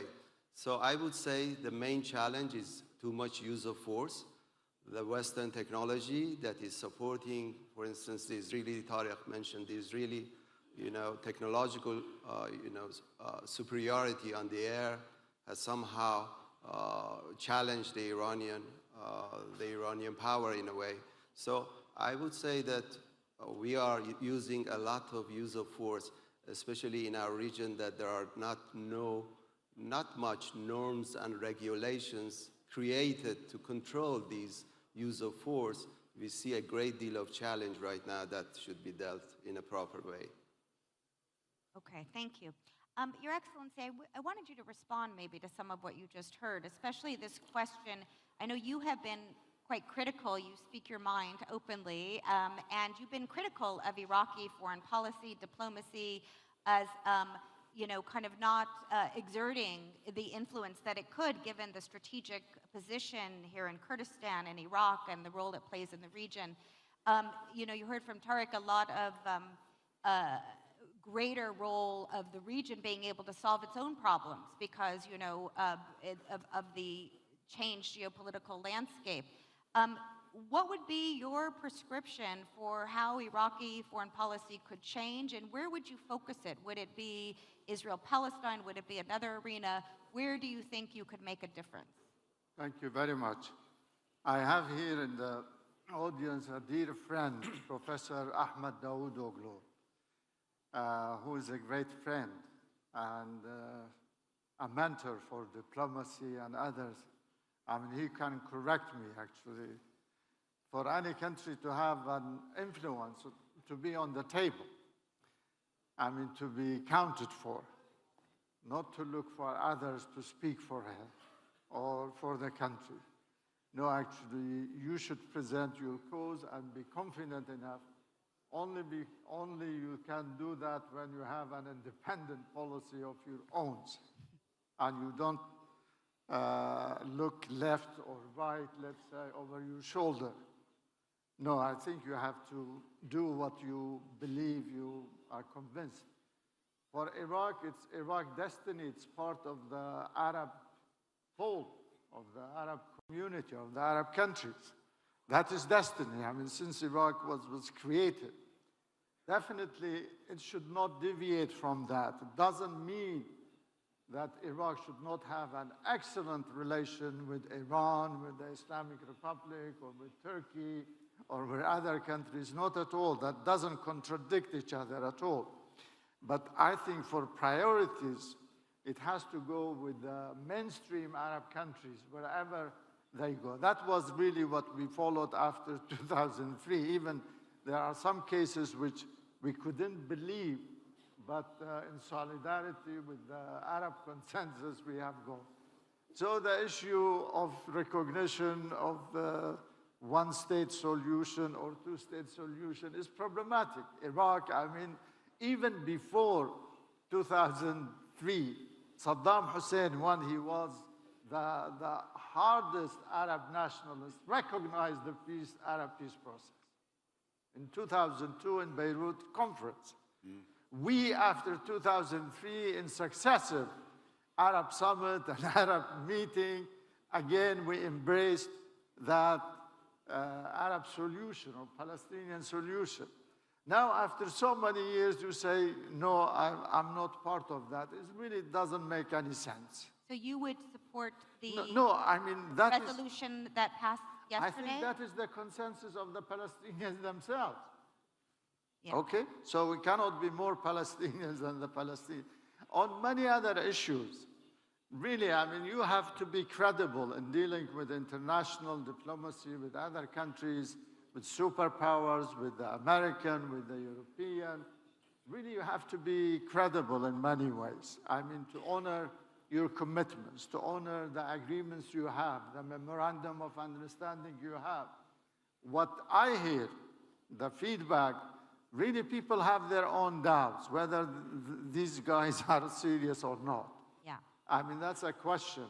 In fact, I mean, for the Iraqi government or the next Iraqi government, they have to address in order to gain more credibility in their foreign policy and in their position in dealing with the rest of the world. Thank you for that. So sticking on this issue, because this is live news, the Security Council they don't pass very much these days, but the Russians and Chinese abstained, and your government supported this resolution to move forward with the next stage of the ceasefire. What role do you see Turkey, you were very active in pushing for the ceasefire, what role do you see your country playing moving forward? And what is your thoughts on how sustainable, because in all of our discussions here at MEPS, a big theme that's come up is it's one thing to say you have peace, it's another to actually implement the peace and make sure it's sustainable. And I think there's a lot of question marks about whether what we're seeing is truly sustainable and will really lead to a solution to the Israeli-Palestinian conflict. How are you seeing that from Ankara? Actually, in our country, our position to ceasefire for every conflicts between any countries. Let's say the problem between Russia and Ukraine, we are trying to solve. The peace process is ongoing on Turkey and Istanbul. We're trying to connect between both countries to solve the problems. And the same problem for the conflict between Israel and Palestine also. We believe if these countries all around the Middle East, let's say, if there is a peace process, it is advantage for everybody.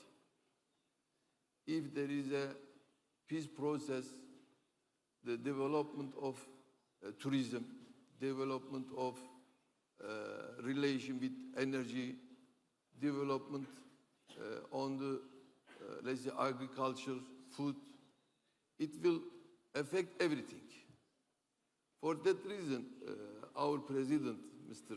Recep Tayyip Erdogan, he's all the time, his aim to solve the problem in Middle East, and he's trying to be peace process on that process. And we believe, firstly, we have to solve the problem in Turkey. Now, in Turkey also, we start to make a peace process. It's very important because of the last 40 years. Actually, we are spending around $2 billion for the, let's say, internal problems. Now, we are trying to improve that. And if we spend that money for the development of the country, I believe we will be in other stage, let's say. So you're optimistic on the peace process moving forward? Yes, we are optimistic. Can I just ask Your Excellency, and then we'll move to the other panelists, what your view, how you think Kurdistan and Iraq at large is looking at what's happening in Turkey vis-a-vis the how are you viewing? This was really the most positive development in Turkey that has come, this peace process. And the good thing about it, it's coming from the grassroots. It's not a governmental position or a party position. I think it's coming from the grassroots, from the nationalists to the leftists to the democratic forces. Everybody is supporting that. And also we have some indication. The last Nowruz celebration in Diyarbakir, I think, was indicative of how much people are attached. And they have vindicated our position all along, which President Barzani has advocated, that really you cannot resolve the Kurdish issue through armed struggle only. That's one of the means. There are days when you are forced, but really, at the end of the day, we have to embrace dialogue and also an understanding and recognition. So we here in Kurdistan wholeheartedly support the peace process, and practically and operationally, I think we have been supportive of President Erdogan's initiative, or the Turkish peace initiative, which is supported. Yes, there are some complaints, it's been delays or lack of progress, but the process is moving, and we have been supportive of that. The same position we have vis-a-vis in Syria, in northeast Syria, Rojava. We have been supportive actually of the SDF and the Kurdish parties trying to be integrated with the new Syrian regime, the new pluralistic, democratic Syrian regime.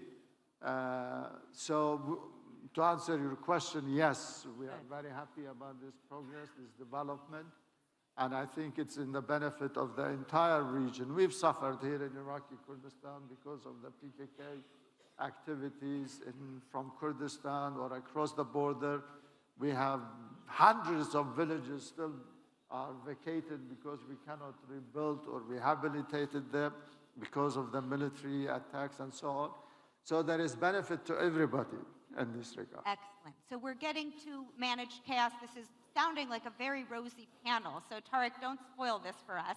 But I want to get back, and His Excellency just mentioned Syria, and you were talking about greater regional agency. You're seeing a lot of Arab cooperation with Turkey. It's very interesting, whether it comes to Syria, whether it comes to Gaza.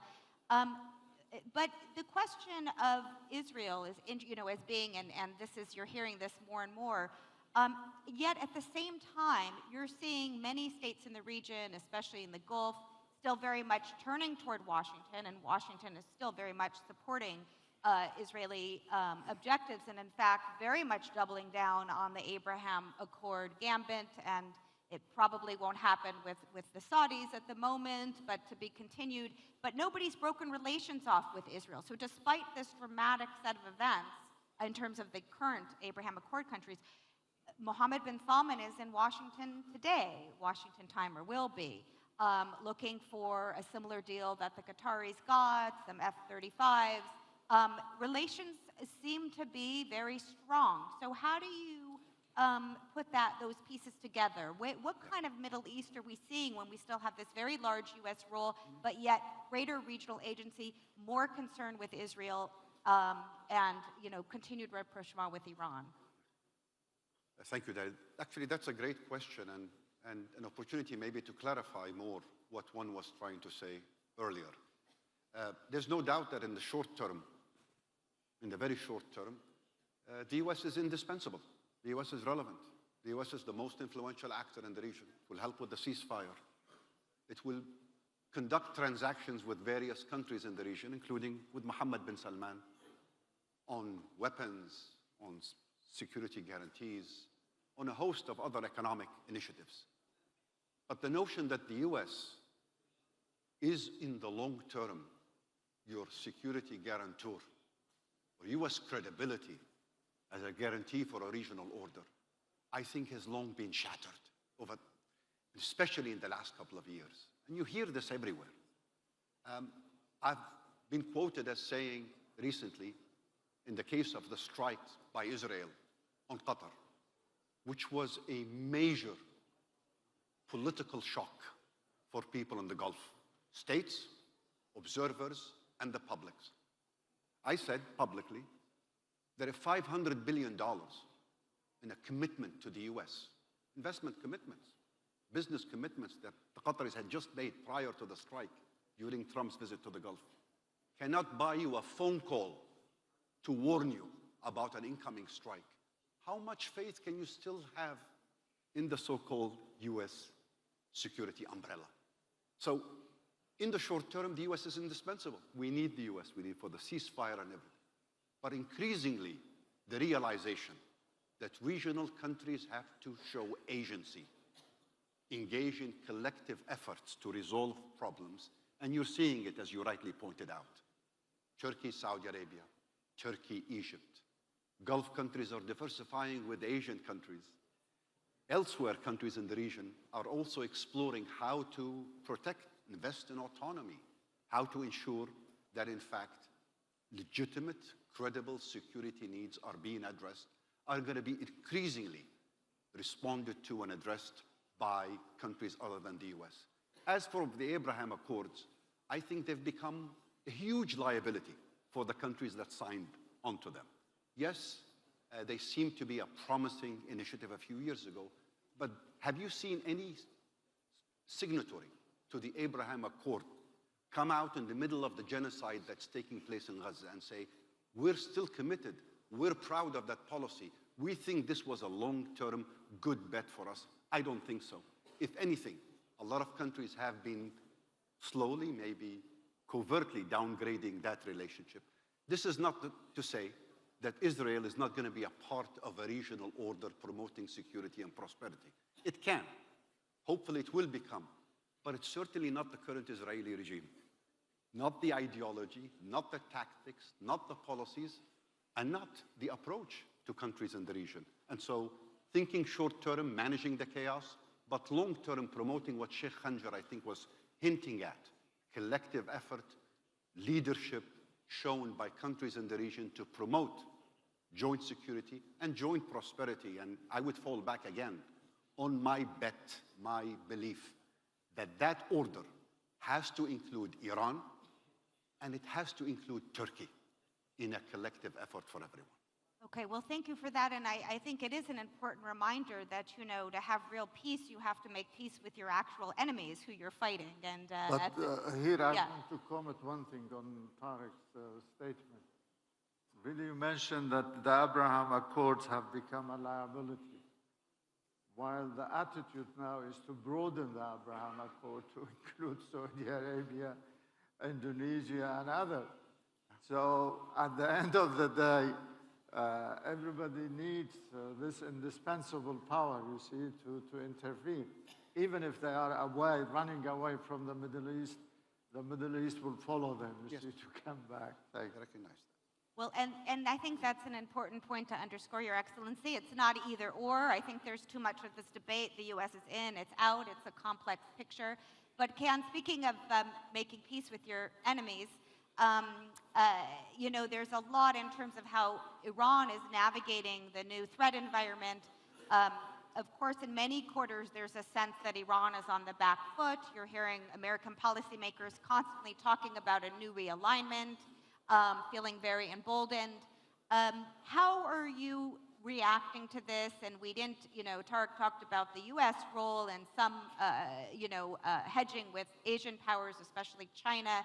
Is China-Russia alignment your way out of this, of survival, or are we going to be surprised at MEPS next year that there'll be some renewed U.S.-Iran dialogue? President Trump has suggested he's interested. He thinks the Iranians want to come back to the table, that they're pressured to come back to the table. Is this in the cards? Do you think this is possible, or do you see a different future?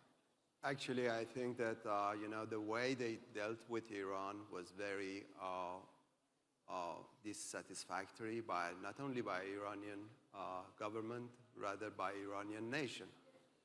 And one of the main lessons to Iranian after the 12-day war was that for the first time, the Iranian realized that they need this certainty to go towards China and Russia. And I think at the same time, because before that, the Iranians were confused going to the east or the west, when they realized that the Western countries are not going to give Iran investment, technology, whatever, then they realized that they need to go to China, not liking China or Russia, but this is something determining Iranian to go in that direction. And at the same time, I think on the Chinese and the Russian part, they realized that the Western countries are weakening Iran in their southern for Russia and their western border with China.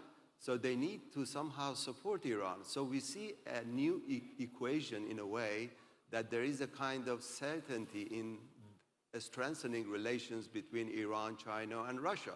And I think that that is the logic, the strong logic that the Asian development needs to be somehow evolved in a non-Western way, as we see in the region after the U.S. Support of Israel, and Israeli doing everything everywhere in the region, that we see no balance of power rather than the region one side, the Israeli on the other side. We see a great deal of self-reliance by the regional state to count on their own and diversifying their relations with not China and Russia. I would say that regional power and rising power like Saudi Arabia, Turkey, Iran, India, China, Russia, these countries are perceived in a non-Western world, and they need to cooperate in a way.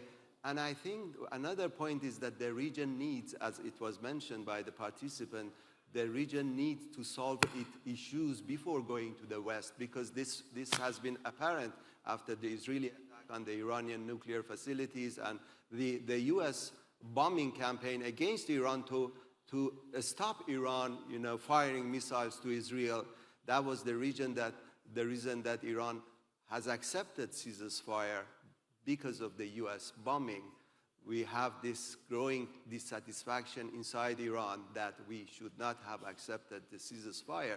We should have continued, because the Israelis do not understand the way that they want to deal with the other nations. So I think we are on the verge of a very turning point time in the region, and there has been an opportunity created in the region to cooperate with each other, I think, between Iran and countries in the region, Turkey, Iran, and other Arab countries. There is this opportunity to work together, because this is something that the region is realizing. The Western way of attituding towards the region sometimes goes to its factory default use of force, and all issues of diplomacy, human rights, international law, all of them goes in the context of double standard. You see a great deal of different attitude by the West. So this is the real challenge we are facing right now. Well, it's interesting, because I don't know if the audience is hearing this, but you're hearing very different versions of what the regional order should be, how to seize on opportunities that are clearly there. I mean, it is a very interesting moment where there's wide consensus that you need human security, you need development, you need to deal with displacement, deal with your people. That's what prosperity, this region in Kurdistan is a good example of that. At the same time, there's very different versions of how to structure the regional relationships to get there, whether it's corridors, whether it's political alignments with external powers. So I think it's something we need to think about. And Kayhan, what you're suggesting and what I'm hearing is that the story is not over. If there are quarters in Iran suggesting that they should not have accepted the ceasefire, we may not be done with this conflict. So before we just turn it to the audience for a very brief round of questions, if we have some, and hopefully this very distinguished group provokes some, can we just go through with a very lightning round prediction? If you're sitting in MEPS November 2026, are we back to war in Gaza? Are we back to war between Israel and Iran? Given this affects all of you, all of us, those kinds of conflicts make everything else so much more difficult. How do you read things? Where do you see things going 1 year from now? We'll end very quickly. Each of you, very quick, what you predict, yes or no conflict. I said in my intervention, one of the biggest challenges facing Iraq is this regional escalation, and this is what I meant.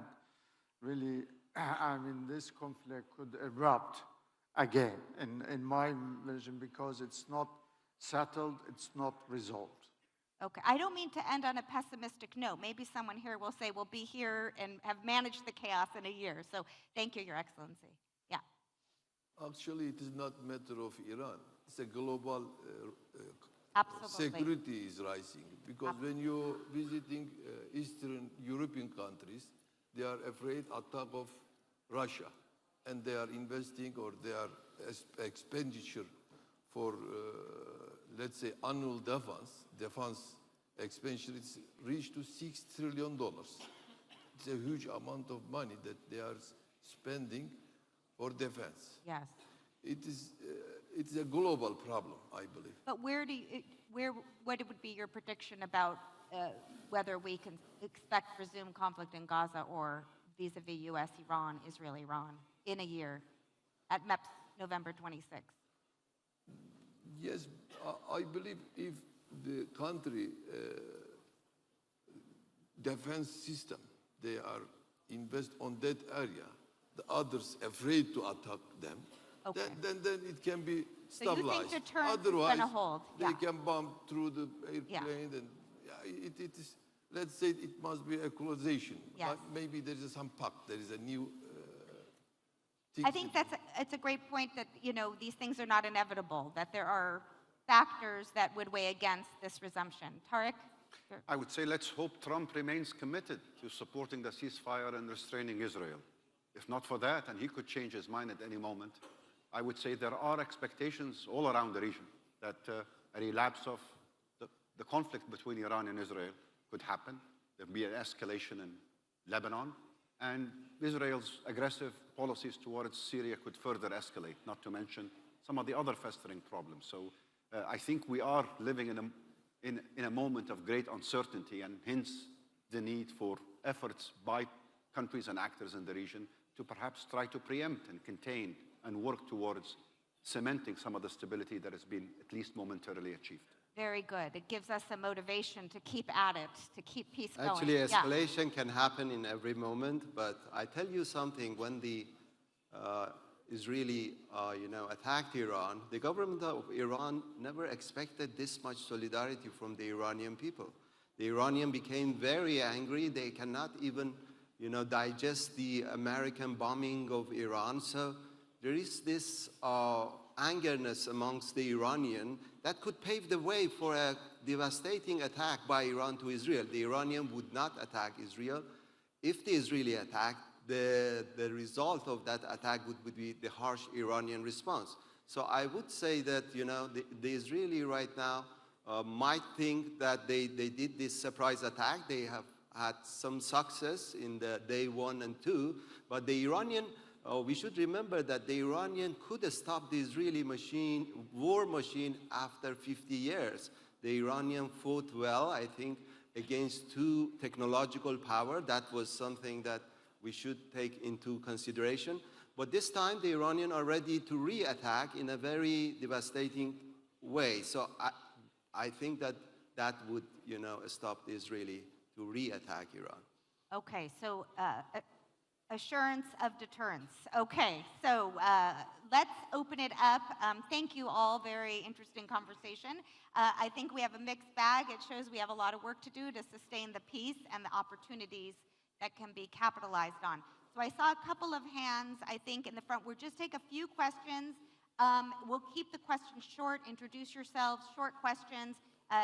Say who you're directing it to, if you're directing it to everyone, because the questions are between us and lunch, I think, according to the organizers. So right here in the front, yes, please. Oh, we need mics, yes?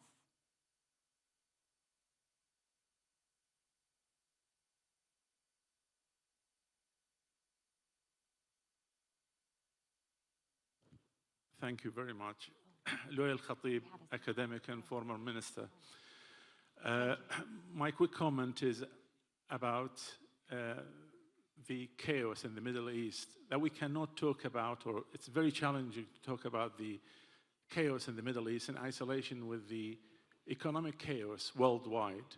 We're witnessing a world that is shifting completely different from the financial system of the Bretton Woods Agreement days to a completely new system is evolving and yet to be created. This is as a result of the growing global debts that's skyrocketing, $380 trillion US, 12% of which are US debts. And the whole world, when they're talking about the Middle East and remapping and reshaping a new Middle East, talking about a region that is unfortunately taking the whole world at ransom, while it holds over 45% of a rewarding commercial energy resources. And the only region that could help the world. When President Trump commented at Sharm el-Sheikh, he said, Iraq holds lots of oil and they don't know what to deal with. Many people in this country ridicule that comment. He wasn't referring to the 4.5 million barrels that Iraq producing or the 150 billion barrels that Iraq holds. He was referring to the potential of 330 billion barrels that Iraq holds, with a potential of 10 million barrels that could produce and turn itself into a swing producer. The world needs another swing producer than Saudi Arabia. By the reports of OPEC, by 2045, the world needs to add 25% of what the world producing oil today. That's 125 million barrels a day. That's 2.5 Saudi Arabias. And the only country that could play as a candidate to produce a significant amount is Iraq. Again, we really need some sort of kind of cooperation, more stability in the region to provide enough energy security that sustains global security, eventually contribute to the political security globally and the region. Thank you. Such an important point. Thank you so much, Minister. The role of my economist friends will be very happy you raised this, but again, emphasizing how important the economic opportunities are if you get the stability. Your Excellency, did you want to respond to that at all? I agree with Dr. Luay Khatib. He's an expert. He's the former Minister of Oil in Iraq, so he knows what he is talking about. I think the key point he highlighted is political stability in the region is in the best interest of development, of investment, of trade, and this is what is lacking, and that's why we're discussing chaos in the Middle East. Yes. Absolutely. Do we have any, I see hands in the back, we'll take just a couple more, but do we have any students whose hands are up? Because I can't see. If it's a student, wave your hand, because you'll get priority. Students? No? Okay. Oh, okay, right back here. Thank you. We are at a university, and you have such a talented cohort of young people here in Kurdistan, so let's hear from a student. Yes, speak up. I think a mic may be coming to you, but go ahead. Yeah. Oh, I said student. Okay. Okay. All right. So go ahead with your question. Introduce yourself, please, and go ahead. Here you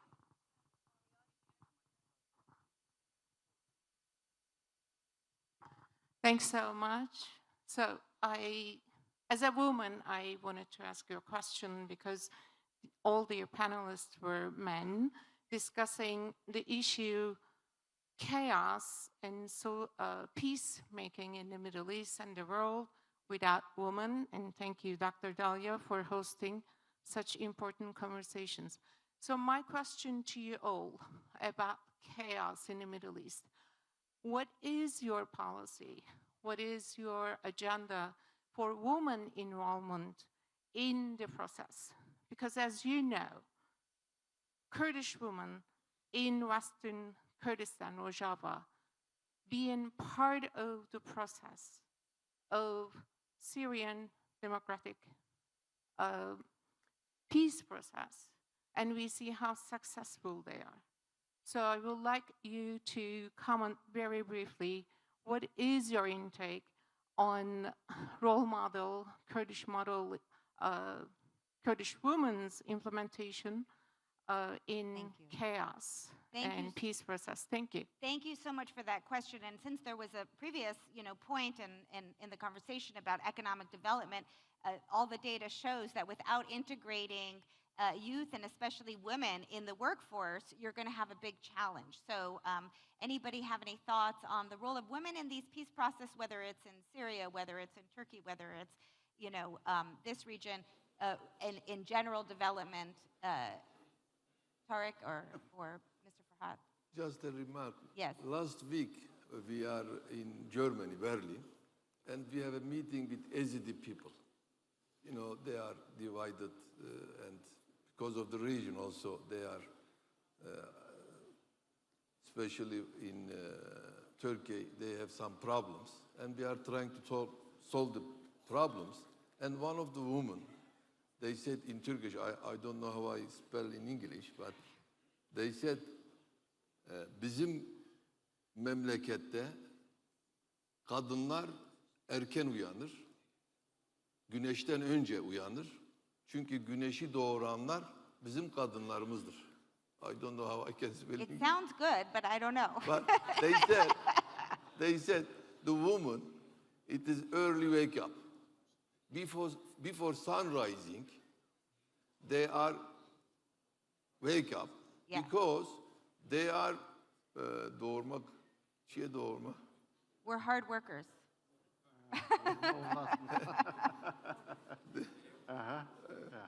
Well, I cannot, but they said the rising of the sun, it is because of the woman. Ah, okay. Very good. It is very important that in this region, the woman is very important for us. And in the peace process also, I believe the woman role is very important. Excellent. It must be in the politics, or they must be in cultural, they must be in the production, industry, in everywhere. Yes, of course there's a gap between recognizing the importance of women and implementing policies that empower women. Tariq, do you have any data from Middle East Council on that you want to share on that? I guess what I wanted to say, it's hard to disagree with the thrust of the question. I think we've been engaged in this debate, discussion for over a quarter century now. There's wide recognition of the importance of integrating women in society, in the economy, in politics. And we have a lot of examples and a lot of experience to fall back on. I think what we have failed to do is to promote the kind of knowledge sharing and good practices that some countries or some societies have come up with across the region. This is going to be more challenging in the coming period because increasingly it's going to be, again, actors in the region owning this agenda. This agenda cannot be seen to be coming from the outside. It has to be couched, has to be anchored, and it has to be presented in different ways. I don't see any resistance in the way that perhaps was the case a quarter of a century ago to promoting gender equality, the empowerment of women. But maybe if I have an opportunity now to just add my 2 cents to the question that was asked previously. I think increasingly, as you said, Dr. Luay, it's not just the international political order that's fragmenting, it's the international economic order that's fragmenting also. So globalization is in retreat, trade wars are emerging, countries are becoming more protectionist, and national security considerations are seeping into everything. These trends are going to reinforce the need for regional integration, because regionalism becomes the answer and the response by countries, and we're seeing it around the world. Asia is looking after Asia. Africa is looking after Africa. Latin America is going to look after Latin America increasingly.